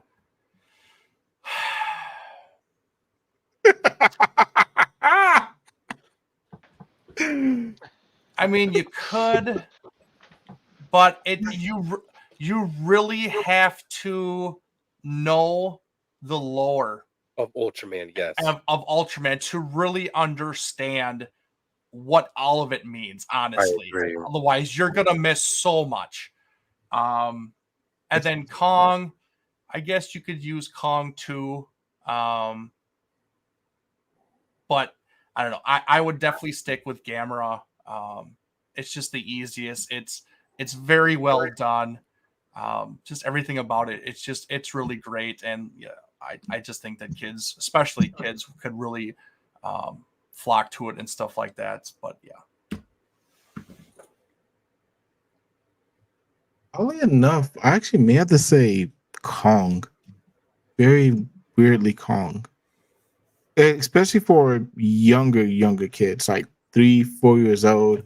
There's usually something happening in every single episode to kind of keep their interest. Kong is pretty relatable. I actually would say Kong, but of course, like for older kids, like 8, 10, like around my son's age, I would definitely say Gamera for that. It really just depends the age of the kids and what that particular fan really likes. If they're already a kaiju fan, then yeah, definitely show them Gamera. But if you're trying to get them into kaiju for the first time, I think Kong is a little bit more of an easier avenue for them to digest and easier for them to follow versus Gamera. Barely, but Kong may be a little bit easier to show a new fan, especially here in America, who King Kong's king here, obviously. So they'll be more open-minded to watch. Oh, I know who King Kong is. I guess I can watch that versus Gamera, which as much as we love Gamera, we think that us Godzilla fans are niche. Gamera fans are almost non-existent before we all met each other. Mm-hmm. So I would honestly say King Kong may be the easiest to recommend to a brand new fan. I 100% agree with that because I've actually seen evidence of it in my own life. So obviously, I would recommend Gamera to anybody, especially kids. But last night, I found out I was hanging out with my brother and his kids, because it was his birthday, and then apparently my niece and nephew, they're in middle school. Apparently, they've seen Kong. They said they randomly saw it on Netflix one day and decided to check it out because it appealed to them. So they did a good job, and the production team did a good job in making it so that kids would be interested in it. And apparently, they liked it so much that they've seen it 5 times. So Wow. I think it's a great thing for kids to watch. Want to rock paper shoot for it, Joe? No, go ahead, brother. I'll go after you. All right. I mean, overall, the fact that these are available on Netflix, it's already something that kids are easily going to be on, just like that. Like Mhm. I last year I decided that this was going to be the last year, but I mean not so much. There's a lot more to that. But I was a substitute teacher. All right. But even like still now, I still work within the city, doing after school programs with kids.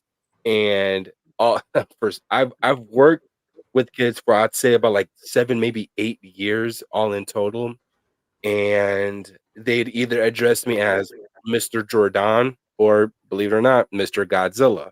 So, like 9 times out of 10, I'll see my kids graduate, going to middle school or going into high school, and they'd be like, "Hey, yo, Mr. Godzilla, Mr. Jordan," So, like, even growing up around those times where kaiju products were available on Netflix, they were well aware of that.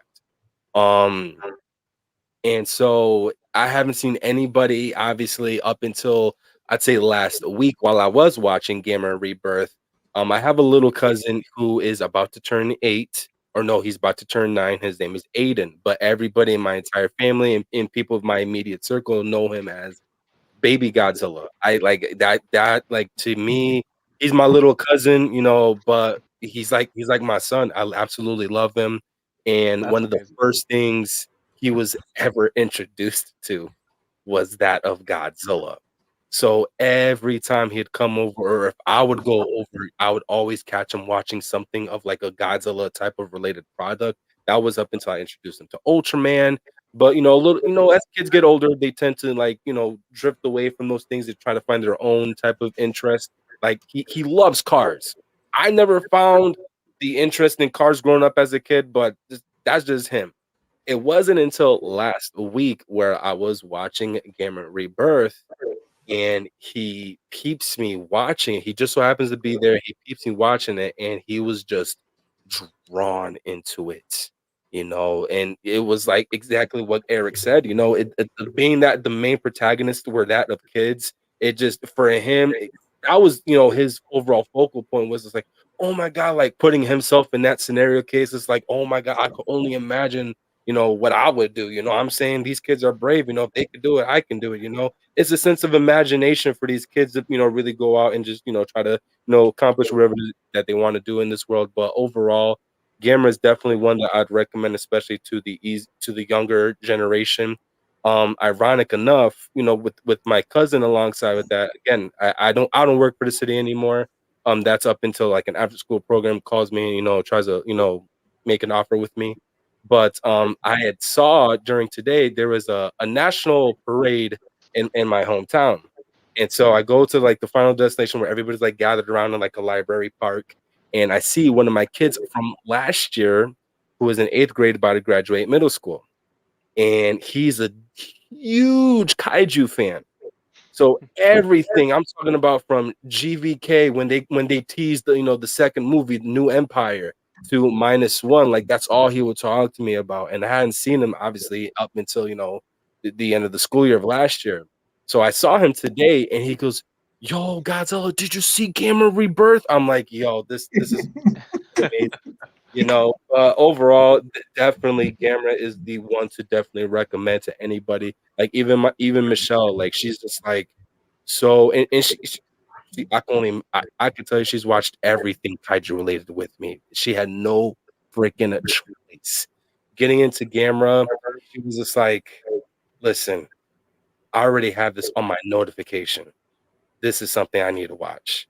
And she absolutely freaking loved it. Everybody that I would have never known in my family that would talk about Godzilla to me ever again, they're reaching out to me, telling me, "Oh, this was such a good show. Oh my God, did you hear about this? Like, it's amazing."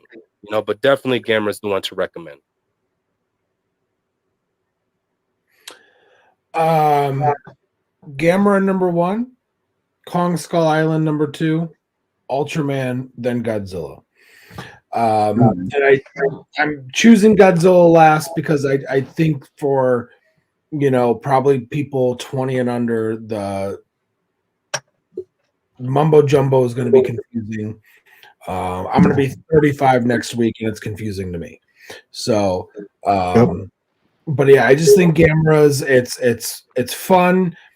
It's simple, but yet there's threads that keep you entertained, and it's makes you thinking of, oh, I wonder what's coming next. Oh, that's interesting. Oh, what does that mean? Oh, that's cool. So yeah, Gamera number 1. I just think it's entertaining. It's action packed. It has some good characters, good story, and yeah, just more love for Gamera. Oh, also, you can rate things on Netflix. Say that you love Gamera. I just checked. Yes. It's not in the top 10 and it's not trending. But Singular Point is, Ultraman is, Power Rangers is, Pacific Rim the Black is, all these other things are. Gamera is not. So we gotta get Gamera up there. Mm-hmm. Gamera. Those numbers up. So and I actually have it playing right now on my phone. To point that out though, you got to realize that all 3 of those animes have been out a lot longer than Gamera. I understand. Yeah. So it has the hours, it has the views. Give Gamera a couple months, and hopefully it'll be in the top 10 trending kind of thing. I really hope. But yeah, like we said, like he doesn't have the notoriety like the others. He just doesn't. And it's hard to get it pushed up and everything. But yeah, that's what we have to do. So yeah. No, and you're right, Eric. I mean, the Gamera hasn't been out as long, but we can do the little things like keep it playing. And there's 3 options on Netflix. There's a dislike, there's a like, and there's a love. Yep. Just hit the love thing, I mean, help it out every little way you can. All of them. Godzilla, Ultraman, Kong, Gamera, that's how we're going to keep getting more of this shit. Mm-hmm. I'm actually going to love it right now. Now, this would be. I'm very curious about everybody's answers. Which Can I go first on this? Kaiju action. Yes, you may. Okay. The best kaiju action by far, and this isn't even up for debate, Ultraman. Get out of here. You're so full of shit. You're so full. Don't even with me. Excuse me, Eric. This is my time. No. Gamera Rebirth, 100%. No question. Each episode, he was fighting a different kaiju, I mean, it was action packed. I mean, some of the guys, in my opinion, maybe died a little too easy, but but the fights were bloody. They were intense. Even if they were short, they were like bam, bam, stabbing people and burning them and ripping heads off and ripping them in half, and you're getting impaled and you're losing an eye and you're taking a shit on their head. Like, it was great, I mean, it was action packed, and without a question, I think it would have to go to Gamera. Okay. Yeah, I 1000% agree. So, like I said, when I got into Gamera, I came in for the kaiju action and stayed for the humans, but the kaiju action it started out super strong and just kept getting better. He was doing things like he and whatever kaiju he was fighting in that episode were doing things that just kept blowing me away. One of the highlights to me, I think, is when Giron. I didn't really know how they were going to do his kaiju shuriken, how they were going to update that for modern times. Like, how are they going to make that not cheesy? But when he started shooting his shuriken, I was like, holy shit, this is brilliant. This is amazing. The way he was doing it too was just so cool. And everything Gamera was doing too. So there's 6 episodes. By the end of episode 2, when he did that thing that everyone loves so much, with his fist, I'm trying not to spoil it. When he did that, and it was only the end of episode 2, I was just thinking to myself, wow, we're in for some crazy shit for the rest of this show. Like, if they're gonna pull that out this soon, I can't wait to see what they're gonna keep doing. And they kept delivering. It was just not like I think it's an understatement to say it's action packed. It's just. Oh, and Joe, you mentioned that you were kind of disappointed that they ended the fight so early. On one hand I agree, but on the other hand I kind of liked it because one, it solidifies Gamera as just being that badass, and two, it sort of reminded me of how samurai duels would work in real life, and you would sort of see that in older movies too, like Akira Kurosawa movies, where sword fights wouldn't be these long drawn out battles. They would just be like it was sort of like a gun duel. Like you have these two guys just standing, they're waiting, there's anticipation, and then with one swing of the sword, it's over. I mean, obviously it wasn't just one swing between Gamera and the other kaiju, but to me it's so crazy once you got that hit in, like with the way Gamera ended Giron. To me it was just one holy shit after the next. Yeah, it was by far Gamera had the best kaiju action to me. I think I'm gonna have to jump on the bandwagon of Gamera. It's literally there's so much emotion going into the fights, or not even so much into the fights. Well, yeah, as the fights progress, there's so much emotion. There's I was impressed with the gore that was put into this, being that I thought it was more of like a kid related anime. Everything was amazing. The choreography, how like it gave that of a professional wrestling vibe. Like for me, what makes a good fighting choreography, especially when it comes down to kaiju. Listen, if I'm being like a little freaking kid jumping up and down, screaming to the top of my lung, marking out, that to me what it would. I can't even get the words out of my mouth. That to me is what's going to really draw, my overall love to what kaiju, is really all about. Seeing them going out and just duking it out. And in Gamera, they did just that and more. They literally, Absolutely. I had when seeing the trailers, my expectations were met. Up until I saw the anime, it was like, oh my god, you know what?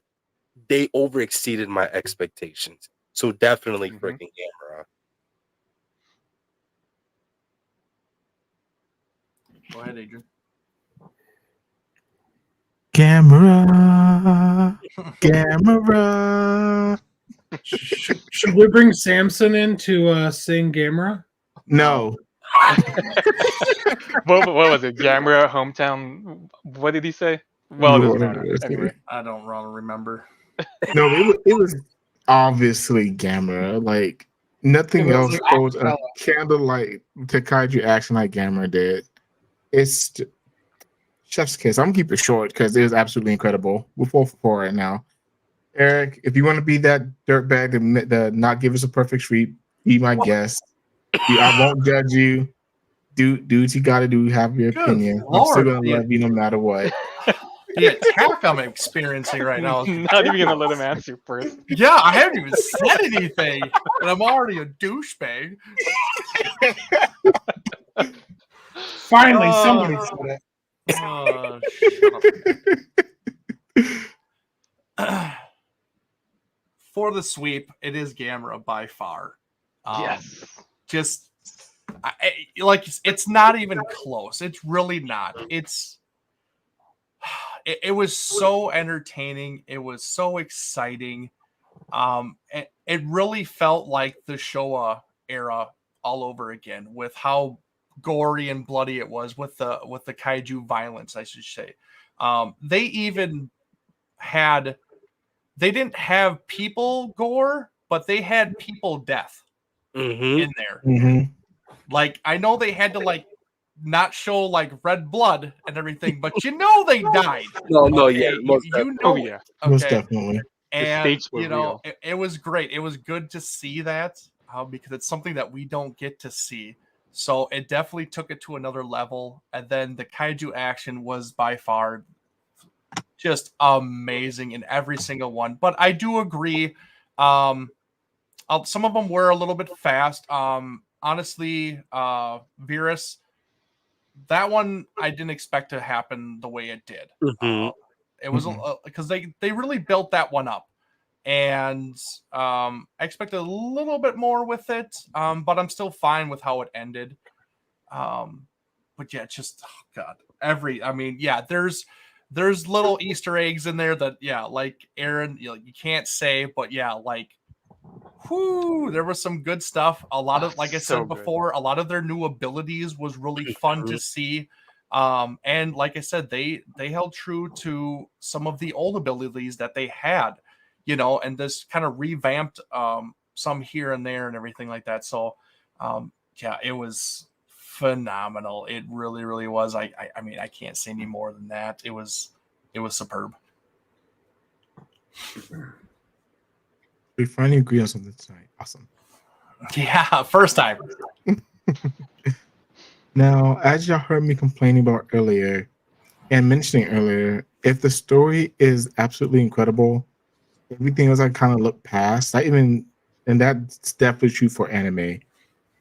Because at least for the journey with Dragon Ball and Dragon Ball Z and everything, yeah, the fighting was awesome, but the story had to keep me in tune with the story. The story had to keep me in the anime. So for the best overall story, what do you think? Which anime had the best overall story, in your opinion? We'll go with Jordan first. Haha. All right. Adrian, you're asking really good questions, but I just want to give you a heads up on that. These are really good. These are really, really good questions. They're decent at best. Whatever, hater. That is definitely a tough one. It's I mean, tough. for me, what was readable was definitely between Ultraman and Gamera.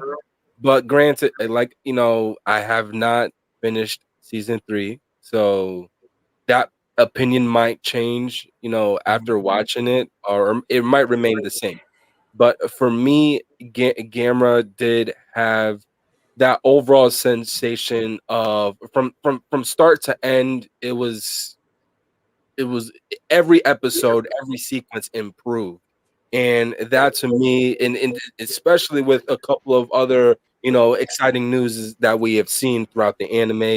It was there's definitely some moments where your jaw dropped. There was moments where you wanted to laugh, you wanted to cheer, you wanted to scream in anger or cry, whatever the case was. Granted, the 6 episodes, it's just like, how can you have that much emotion within 6 episodes? Well, being that they're 40 plus minutes episodes, you could kind of get those type of senses.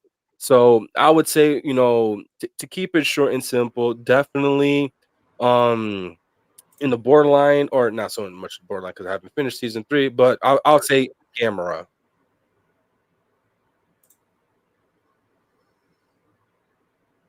Yeah, Nathaniel, I agree with you, bud. Same. Yep. I'll go. I'll keep it simple and short. I don't mean to be a Gamera lover tonight, but I've got to go with Gamera. I enjoyed them all. For the record, I enjoyed them all, and I hope they all continue, and I hope we all get more stuff, whether it's a little different, whether it's continuations, whatever. But I'm giving this one to Gamera as well.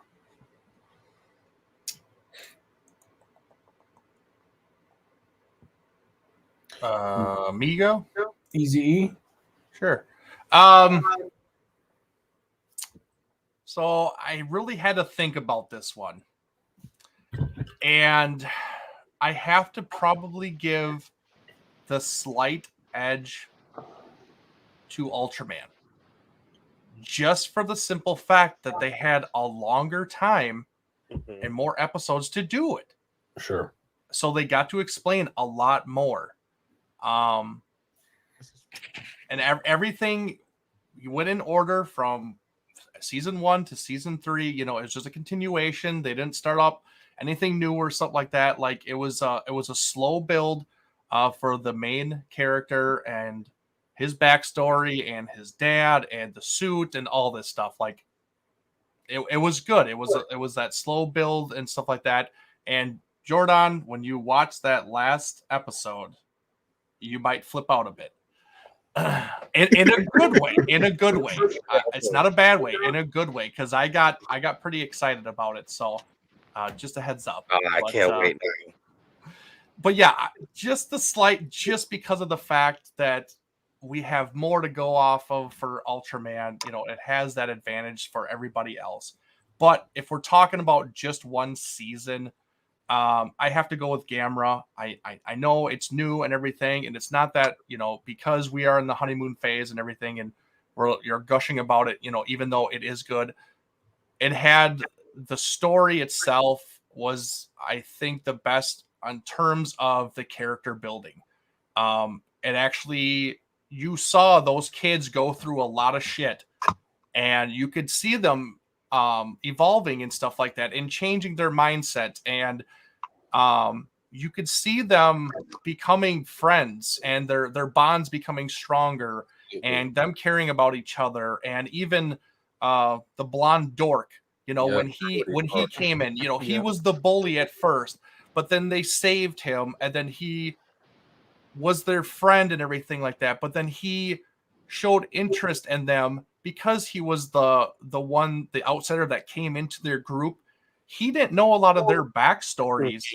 And so when something would happen or everything, and he didn't know, he'd be like, oh, what happened with so-and-so? Or what? Like, he was curious on learning about them and the type of person there was, or like their backstories, or why so-and-so was fighting and why so-and-so was doing that. Like, you saw that. And then seeing him stand up to his dad, and, you know, just the overall characters in that just showed more life than anybody else in any of these series, realistically.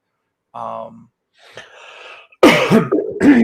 I mean, like I said, if we're going off of the one season, I'll have to go with Gamera. Singular Point was pretty stagnant. It was just insert nerd here, insert nerd here. We're going to talk, and then we figure it out as we go. And Kong, yeah, like I said, I enjoyed the playful banter with the two friends and everything like that, but like there was no development for that. Like, you know, their story. The only development I think there was for any characters in that show was the girl who was on the island and stuff like that with the weird dog monster thing. Because you got to see and learn her backstory and how she was there and how she learned or how she became friends with the dog and everything like that. Like, that was the only one. Other than that, they were just inserted and that's them. So I would go with Rebirth. Yeah, I 100% agree. I honestly think, because with most of these shows, well, I haven't seen Gamera, or not Gamera, I haven't seen Ultraman in full yet. But as far as Singular Point and Kong go, I feel like they're at opposite ends of the spectrum. When it comes to Kong, everything is just way too simple. Although I do feel like there was a genuinely good effort at character writing. The personality traits they gave to Kong were pretty good, and I felt like they were not too far out of line with what they presented in the movies, so that was pretty cool. With Singular Point, I actually think it had probably the best world building out of all of them, because you can tell how much thought the writers poured into it. Unfortunately, it just didn't translate well, at least to me, to the story, because there's plot and then there's story, and they had an excellent plot. The execution of it, like so many of us said, just it didn't resonate with a lot of viewers. Gamera, I think, has a great balance between the two. Not only does it have an easy to follow plot that does get a little deep and has so much going on that there's material left for who knows how many seasons. It has characters that want to make you keep watching it. In a way, it reminded me of Gamera the Brave, in particular, with how it was mostly a story about. It was obviously it was a coming of age story because you have kids facing reality, but it was also like it was sort of like a loss of innocence, trying to learn how to retain that innocence while growing up, like not losing yourself. But also, if you do change, make sure it's for the better. Like in the case of Brody, the blonde guy, where he realizes you can't just bully people or push people around. You have to make a genuine effort to connect with people. Because if you don't, they'll just abandon you like his other friends or so-called friends. Yeah. And I think that's the reason why he genuinely latched onto the main trio, is because he saw that even though they hated his guts, they were still the kind of people that were willing to save him. And he's probably never had that in his life before. So when he does start becoming friends with them, and I think this is great writing here. At first, you think he's just like, "Oh, I'm going to use these guys because that's what I always do." But then he starts taking a genuine interest in each of them one by one, and in their own sort of episode focus. And I think that was a great way for the audience to get to know these kids, not just through flashbacks, but through another character learning about them too. So in a way, he's sort of like the audience surrogate, but he's not just there to learn about things or ask questions. He also drives the characterization forward, and he instigates most of the more interesting, some of the more interesting story possibilities with the kids, like learning more about the nerdy kid who ends up being a girl, with Joe. How similar they are, actually. It's funny that they're the ones who bicker the most when they're pretty similar themselves. And then with Boko too, how he can relate so much to that too, with being a kid who just wants to be a kid, but he doesn't know how, and he's just dealing with the world the way he knows. And they all end up becoming this sort of little family of people who shoot, I can't say what I'm going to say next because it's going to spoil it, but you'll know what I mean. I want to talk about it so much more, but they're willing to do things for each other that people normally wouldn't, and it's only because they form genuine connections with each other that really is, I think, should be at the heart of these kinds of movies. Like, this is what Gamera is all about, I think. You especially see it in the last episode. And you even see that in Gamera too. I won't say how, but the fact that he does what Gamera does best, I think, in that episode, and it's just amazing to watch all around.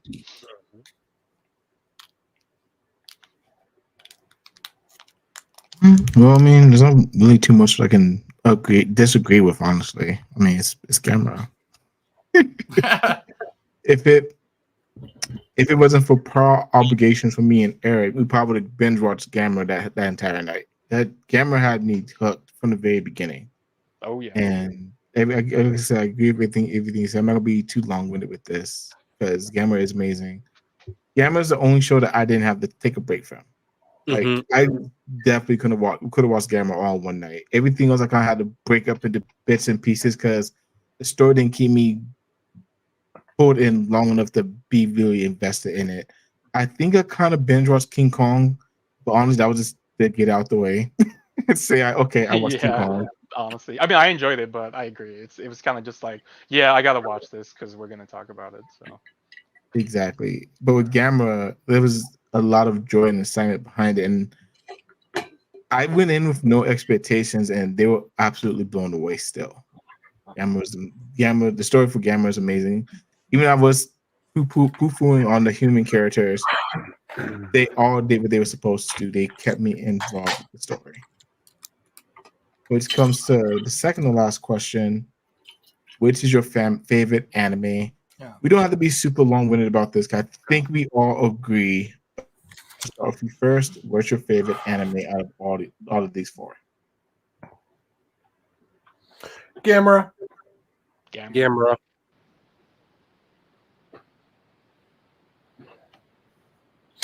You can come back to you, Eric, if you need to.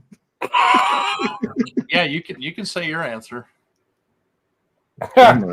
Easy.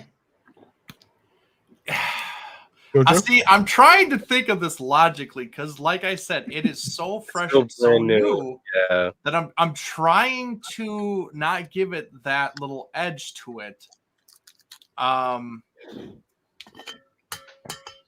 Eric, we all know there's only one correct answer. There is only one correct answer. Singular point, right? Pacific Rim.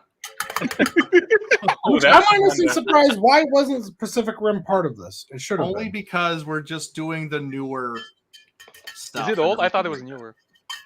I mean, it's sort of newer, but we didn't want to go too many series and stuff like that. We wouldn't have that's gotten to them understandable. all. So we're trying to stick with the big four. So, Quit being difficult, Eric, and just pick Gamera. You know it's the truth. While Eric's still deciding, Aaron, Jordan, you have your answer? Yes. What is it?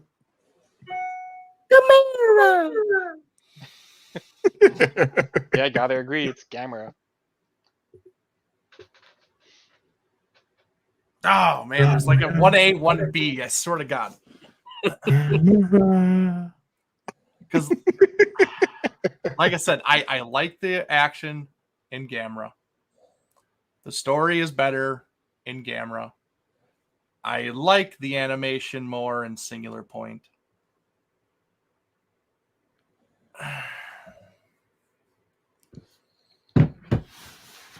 Not to try to persuade you either way, but there's a saying, I forget how exactly it goes, but it's something like good writing can save bad animation, but bad animation can't save. Wait, you know what I'm trying to say, right? Like, it's just like you could have really great animation, but if your writing sucks, I'm sorry, I just rather catch the YouTube highlights. I like that. I think he got you there, Eric. This is Alexander with this comment. Not being a Gamera fan, I really enjoyed Gamera. I'm gonna say Godzilla Singular Point bias, but I think the story is more compelling. And he hasn't seen Ultraman or the other one, so I don't remember since I didn't see it listed here. Yeah, we're talking about Ultraman, Gamma Rebirth, Godzilla Singular Point, and Skull Island. So, Facebook user, if you haven't seen Gamera, definitely check it out. It's very good. Yes, I'll go with Gamera. Don't sound happy about that, Eric. Like I said, I was trying to be logical with it. But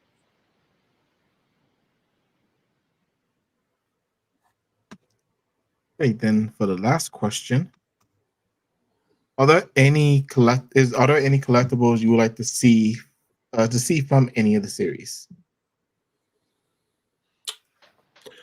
I'll go first because everyone's with this one. Honestly, I wouldn't mind seeing X Plus doing a Gamma Rebirth 30 centimeter figure. Oh, that's a question. Okay. Yeah, that'd be great. And honestly, even a 30 centimeter Godzilla Ultima too, honestly, because Lord knows it's the 25 centimeter. It looks incredible, but it's so tiny. Yeah. On 30. Honestly, I want to see not that they could do every monster, but definitely I would like to see more work from X Plus working on the singular point kaiju. Oh man, break the bank. Oh shit. Oh man. Imagine the X Plus 25 or 30 centimeter Anguirus.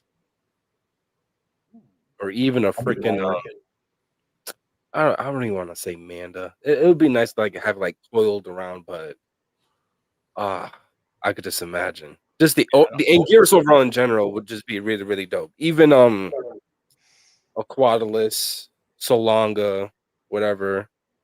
No, you lost me now, man. You had me hooked, and then you started talking about those abominations, and you lost me. I'm sorry. Fake Manda, fake Gabra.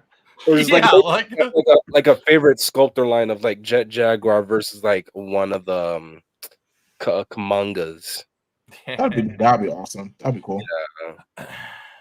Yeah. I mean, obviously, we want kind of real, the super realistic or realistic of any of this stuff. Give me the Rebirth Gamera. I love that design. It is so good. I know a lot of times when we get redesigns, we're always questioning it and everything like that, but I definitely fell in love with that look right away. It looks so good. Yes. Obviously, yeah, a 30 centimeter Ultima because I thought that thing was going to be bigger and it's not. So I don't want the smaller figures. I mean, I'll take a Kong. You know, like we don't have a lot of Kongs and stuff like that. So even the Skull Island, everything, but no. Even though I love Titanosaur, I love them to death, and I actually have the little art spirits abomination in my Titanosaurus collection. But like other than that, I don't think I would get anything else, honestly. But yeah, give me all the Gamera stuff because there's I always say this, like I'm very picky about what I collect for Gamera, but because I want like the really good stuff. Yes, man. A lot of the stuff isn't very good. It's a lot of cheaper stuff and everything. But yeah, give me X pluses of all the new kaiju and stuff like that, or the redesigns of the kaiju. I'd be for all of that shit. I know Joe's really struggling with this question because he collects every freaking thing. I'm very curious how Joe's going to answer this. Well, since you asked, I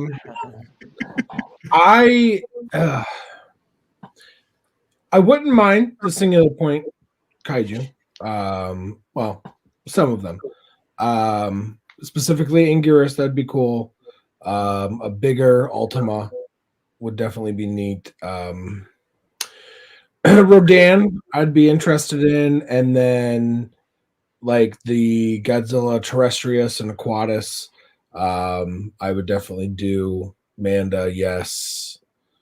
And then the other ones I would do just because I'm a completionist, but that's the shitty thing. Yeah, I don't know if I would like yearn for them per se, but I would definitely, still get them. Let's see, from the Ultraman, I mean, it's pretty much kind of just like the suits, really. And like, I guess, I mean, the Zeton would be kind of cool if they made it very, very big with just like a stand. Like, I don't know, like, I guess that'd be all right. Skull Island, I still want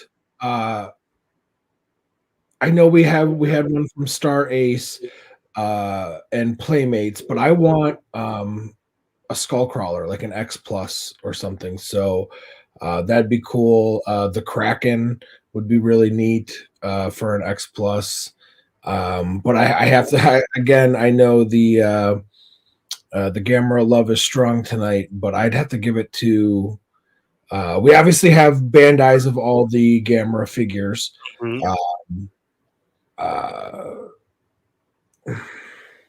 X Plus, man, all the way. They're the be all end all, and I want all of them. Especially, the kaiju that I think I fell in love with the most out of Gamera Rebirth was Zigra. Actually, that one was kind of cool to me. Giron was really cool. I liked them all. Yeah, give me any of them. But that's also why my collection is as massive as it is, because I'm like, oh, I want that one, and I want that one, and I want that one, and I want that one. But yeah, Gamera, give me it all.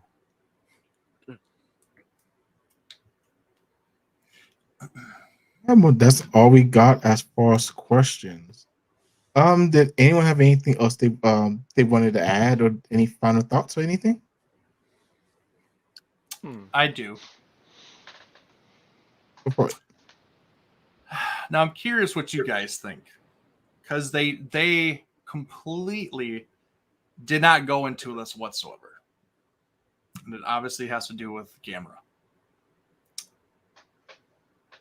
Either do you think, or do you want them to elaborate on it more, or let's just talk about it and why they didn't actually bring a spotlight on it? But like, what is the deal with, what's the main kid's name? Boko. What is his deal with the connection with Boko and Gamera? I think it's the same as what Asagi's was, but they haven't. But that's the thing; they never went into any of it. You saw a glimpse of it during his fight with Guiron, but even before and after that, like, there was really no other. I mean, you could say like maybe like the mind grains, but like there wasn't any connection to that with Gamera that I remember. I don't know. I think it was more or less of just like reminiscing back to Gamera being the friend to all children type of vibe. And if that is the case, that maybe he does have that type of connection as how the female protagonist did in the Heisei era. And they just really haven't explained that very well yet, and maybe teased it a little bit in the first season. Then I'll be all up for that if it's a lot more explained in season 2, because it's just like, I remember, how the hell does everybody else not know who the hell this damn creature is? But he knew who he was right off the bat. He was like, exactly, Gamera. What? Yeah. Like I'm like, whoa. So that, I thought there was like a connection, like how it was portrayed back in the Heisei era, but again, I don't think it was explained that well. Maybe we'll get a little bit more of an in-depth, detailed explanations, possibly if there's a season 2. I think that is what they were going for, and they probably didn't explain it so much because they assumed anyone who's watching this show is already a Gamera fan, so they would kind of already know about that, the past. I mean, obviously it's a new continuity, so it's not going to be exactly the same. Yeah. But I think they're kind of implying that it sort of is, especially with the flashbacks to the other kids and how that other guy with the caged gemstone had the same kind of thing going on with Gamera. I don't know how the connection started, other than like what Alex in the comments is the fact that Boko's the one that saved Gamera from the mud. Knowing Gamera, he probably didn't even need saving, but the fact that he saw Boko's pure heart like that made that connection between them possible. Now, I'm going to go back to that comment, because do we actually know if that's Gamera? Or is it just a coincidence? That's kind of what I was thinking Oh, of too when I true. first saw that Because too. that's he Oh, saves that's a one of turtle, and all of a sudden he's big. I don't think that's just a coincidence. I think. it could. I think be, it's but kind of like also- implied without Yeah. being. Oh, that's specific. Yeah, it's implied. because yeah. there's also, it's like what I was saying with the writers of this show assume people watching this are already Gamera fans who have seen the Heisei movies. I'm assuming they're thinking the same thing about, we've already seen Gamera the Brave, and where something similar happened there with the main character there saving the small turtle ended up being Gamera. So maybe that's what's happening. I don't know for sure. See, at the beginning of the show, I thought it was Gamera, but then at the end of the show, when the spoiler alert, well, Yeah, there's no way around try it. not to.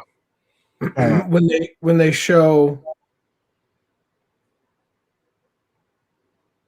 the baby How do you Gamera, phrase I this? was waiting for people to turn off. Don't say anything. When they Yeah, it's like- show the little baby, Yeah. and it's that one is very obviously Gamera. I'm like, okay, well, why didn't the one from the beginning of the show like roar or stand up on his hind legs? So, But that's what I'm so saying. I thought it was at the beginning, but then at the end, seeing the actual baby, I was like, oh, maybe it wasn't. Yeah, that's kind of where my head went with that too. Actually, That's what I'm saying. Like that was too obvious. That wasn't just he saves a turtle and all of a sudden, oh, it's Gamera. No, that doesn't work that way. So Can how we about, just? go ahead, Joe. Sorry, I was just gonna say, can we just all agree that we need a baby Gamera figure? Oh, That please. son of a bitch was the cutest son of a bitch I've ever seen. So it was cute. quick, to piggyback a little bit on what we were talking about, as we did mention earlier, if there's any of these anime that we'd recommend to anybody, to draw in the more younger crowd, is definitely Gamera. What draws kids' attention whenever they're watching a movie or a show, if they have, kid related main protagonists. So in the first episode, obviously, when the kids are helping out the turtle, just picturing yourself as a kid when you see that. Like my cousin went back home and he watched the anime midway through the last episode, so he was already like invested into it. Like, and he didn't even watch it from start to end. So he went back home and watched it, and I could only imagine just an overall kid's eyes looking at it. We were from a different perspective because we know Gamera. You know what I'm saying? We're trying to nitpick, or try to seek, Easter eggs or like what the direction is going to be about. But for a kid seeing this for the first time, they're probably going to look at it more as of like a, oh, yeah, they saved the turtle, yay! And then as it progresses, then you see the big turtle. It's just like, whoa, So maybe it was just like a little tease. It was just like, yeah, here, these kids, they saved the turtle. These are the main focal characters of the entire story. You know what I'm saying? That's something, to me, that was memorable. Literally, I like turtles, so that could have been that with the whole, very kids saving, an innocent little creature. Then come forward to a couple minutes later on, as the the show progresses, you see the exact same species of that creature, but of an unrealistic size. That would definitely draw your attention to the show even more, especially being that the kids are drawn to that specific character being Gamera. That's how I look at it. That, you know what? That's such a good point, and you made me realize the point of that scene wasn't, oh, was that Gamera, or does he have a connection to Gamera? Oh, Oh, wow. Bye, Aaron. Okay, Aaron. Oh no! Well, I just wanted to say something too before he jumps back on. So I honestly too, that scene was kind of like a homage to the 65, because in that movie, the Kenny, basically, like turtles, he saved a turtle, and then all of a sudden Gamera shows up, and then he was all about Gamera and stuff like that. So like, it was just funny how it was very similar. But Aaron, go ahead with your thought. Yeah, sorry. My internet decided to cut off right when I started talking, so that was great. Um, what was it? So the point of that scene, I think, and Jordan made me realize that, is I don't think it was whether or not we're supposed to know if that's Gamera. It's more about Boko's character and showing off how pure of heart he is, no matter the cost of his own life. He's willing to go out and save other life forms, whether they're humans or turtles, or it doesn't matter. That's just the basis of the kind of human that Gamera needs to make a connection with, and that's why Boko specifically is the one that has that connection with Gamera later on. And that could be why, like they were talking about, like even Zetas, not Zetas. Oh no. What's oh my god, the squid. Virus. Virus, yeah. brain fart. So it might be the same of why he was locked on Boko, because he could only see like the silhouette of Boko and everything where it was like glowing. And maybe that's the same connection that Gamera has, even though they never explored it or anything like that. Maybe it has something to do with that, but like that was another thing when we were talking about possibly of, you know, if they bring like Iris into it and, you know, go with that connection with someone else that is connected to like Iris and stuff like that. Like they could definitely explain why this kid had this connection with Gamera, because they've left it open very vaguely. I mean, they kind of talked about the pure of heart or whatever, and these kaiju are focused and connected with these particular kids and stuff like that. So it's, you know, they could definitely explain a lot more with that. And Leslie, we know the original. Exactly. King That's was a why he's a Ken. psychopath. Yeah. Yeah. I was trying not to laugh at his comment. What was everyone's least favorite part of Gamera? Oh, the animation for sure. Yeah, the animation. I mean, as far as the humans go, the kaiju stuff was great, but yeah. I think for me it was the mother that is her look. Oh yeah, with her she was whack annoying. haircut and her weird she looked like a school teacher from America. Like yeah, she didn't look like she was Japanese at all. I will say to piggyback on that, some of the adult characters was, you know, one of the things I was just like, just want to just like, you know, freaking drive my elbow in between their eyes and their nose. The bigger, you know, downfall to that was the choice of animation. I think I could speak on behalf of everybody. There are a lot more pros in Gamera Rebirth than there are cons. But obviously, you know, the overall the bigger, you know, issue for me was just overall the choice of the choice of the animation for the anime. Yeah. Dude, you know what though? Sorry, just to because you mentioned the adults, and wow, if I do have an issue with any of the characters, it's just how you know, the main adult girl, what's her name? One of the scientist, the researcher. Oh, can I even say this without spoiling it though? Oh, but the fact that I even mentioned her and say there's a spoiler is also a spoiler. Just really quick, I don't even have an issue with her. It's not even her. It's more of the general Brody's dad. It was just like, yeah, he was he was a douche. Yeah, well, so I had no problem with her for most of the show, but I can't say anything without spoiling it. It's just like, oh dude, like come on, like it's just like, oh, why would you? Wait, I am legitimate. I'm not trying to be funny. I'm legitimately not following Aaron. We'll talk about off stream. Yeah, I don't even remember her name, to be honest. Well, she's the lady with the brown short hair. I think she had short hair.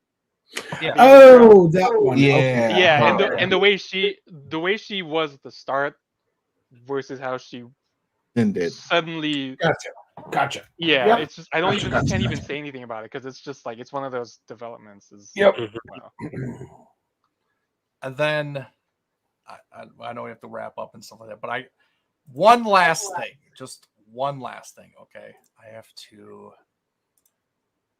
do this here. Okay. See if I just want to say, everybody needs to relax and give this guy some slack, because what he did to redeem himself is a big thing. If you do not know what I am talking about, this is Hiroyuki Shishida. He is the director from the Godzilla anime series and the director for Gamera Rebirth. Okay. Everybody Oh, wow. were worried about this guy directing this series, and they were throwing him under the bus and everything. Mm-mm. And honestly, what this guy did, he completely 180'd and did a fantastic job. So Yeah, he did. I just wanted to point this out. So Good Yeah, job, thank you for- Hiroyuki Sashida. I actually really appreciate this because a lot of people, when they don't like a thing, they tend to blame just one person, Oh, even yeah. though it's always a production of.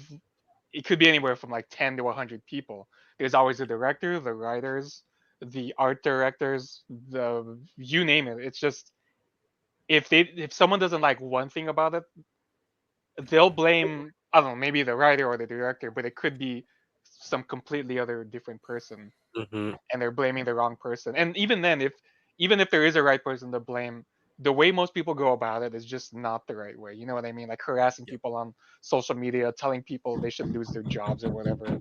I mean, if you don't like it, just don't watch it. I mean, on one hand, you kind of have to watch something to know you don't like it, but on the other hand, if you don't like it, just move on with your day. You know what I mean? I mean, go write a review, be constructive with your criticism, but don't go online and harass people for what they made or other people for liking it. Like, and I say this as someone who just spent half the stream talking shit about Singular Point. It doesn't mean I hate the fans or like the people who made it. I'm glad it exists. I really like the fact that the Reiwa era, the current era of Godzilla that we're in right now, is all about taking risks and doing radical different things. And so even though I don't like it personally, I like what it was trying to do, and I appreciate it for trying to do something different. So there's that.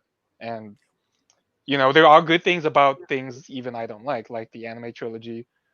I said earlier it's such a massive slog to get through, but there are some things I like about it. Like I think the animation is pretty good for what it is. A lot of the world building is pretty cool. It's just try to find the good in things you don't like, and if you can't, then I don't know, maybe just go outside and take a walk or something. a very excellent quote. Yeah, Leslie said it best. Absolutely. Yep.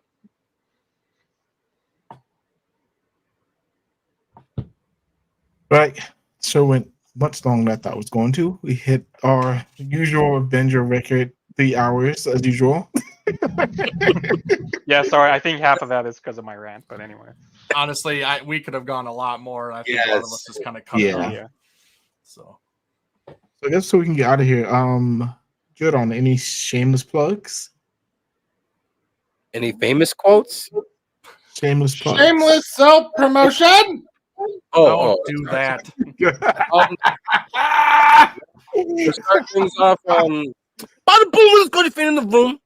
How you doing? So you guys can follow me on TikTok, Instagram, more that I can't even talk. Oh my god, listen, this whole live stream just had me so excited today. And I've just been lost of words, all right. You guys can also follow me where I'm most active at, and that is YouTube at the Realist Goji Fan. So yes, just a little self promotion there, and yeah, it was obviously a blast. With Eric, Adrian, Joe, nice seeing you guys again. Aaron, first time ever meeting you, but it's an honor, it's a pleasure. So Same with you, I'm man. just happy to be back. All right. On Native Alaskan, what you got first, sir? All right. Well, other than finding me here, I do kind of have a blog where I review stuff called Alas Kaiju, same as in my name here. Other than that, I'm not really. I mean, you can find me in the community. We have a Facebook group for Monsters with Attitude. We also have Kaiju collectors. You can find me on just about any big figure collecting community, and as far as Godzilla goes, I mean. Also, I don't think I got the chance to say this earlier, but Jordan, I really loved your stories about your experiences with your family and your students. That's just, I feel like that's what this community is really about. Is just Absolutely. spreading your love and sharing your enthusiasm, not being so gatekeepy or just Mhm. it's all about sharing your enthusiasm, getting more people like Absolutely, the community yes. like. So yeah, it was great to hear about that. I loved it.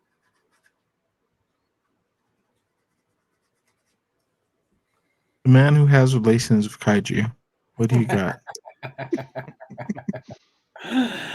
Oh man, you guys can follow me on YouTube at Married to Kaiju, where I am the rudest, crudest way you will see Godzilla, Power Rangers, and other Toku properties reviewed, unboxed, and ultimately collected.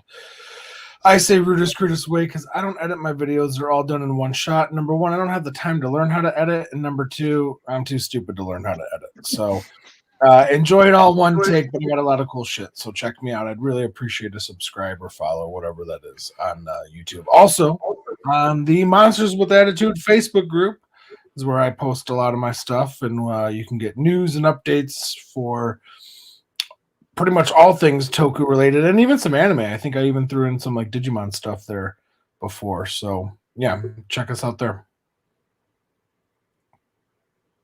And the bearded son of a bitch himself. What you got first? Big bearded bastard, Eric. Yeah, you can follow me on YouTube, Bearded Kaiju's Unboxing Reviews. I review stuff. I actually got a new one coming out tomorrow, so be prepared for that drop. I won't say what it is. It won't be a spoiler. But yeah, just follow us here too. We do once a month show and everything. This was actually a bonus show. Actually,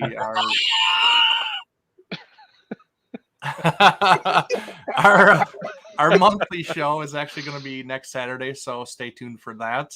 It's going to be a fun one. Actually, Jordan will be coming back and visiting us and talking about that show with us. I'm very excited. I think I'll be helming that one a little bit. I guess I'm the local fan of so-called show and everything like that. So I'm going to helm that one, I guess. What show is it, Eric? I was going to leave that for Adrian. Oh, my bad. But yeah, thank you all for watching that stayed with us for the 3-hour show that we ranted about anime and kaiju anime and stuff like that. Obviously, we're very passionate about it, and obviously we're fans, and that's why we're doing this. So, and also thank you to Jordan for joining us, and everything. It's always great to have you on, buddy. Yeah, and obviously next week we'll have you on again. So, but yeah, everybody just keep watching, keep supporting, and yeah, follow all of us here. So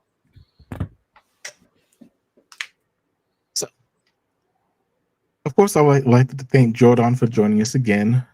We got you next week again, Jordan. It's always a blessing to have your presence here, sir. You're absolutely amazing. Thank you for joining us.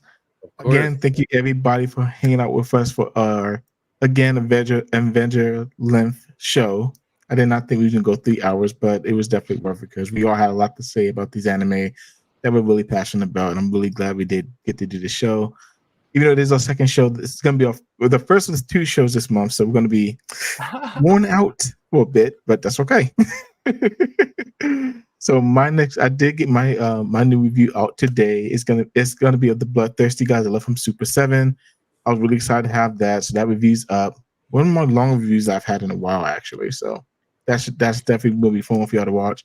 And next Saturday, like Eric alluded to, he'll be hosting the show of something that I haven't heard too many people talk about. We're going to be talking about Zone Fighter, ladies and gentlemen.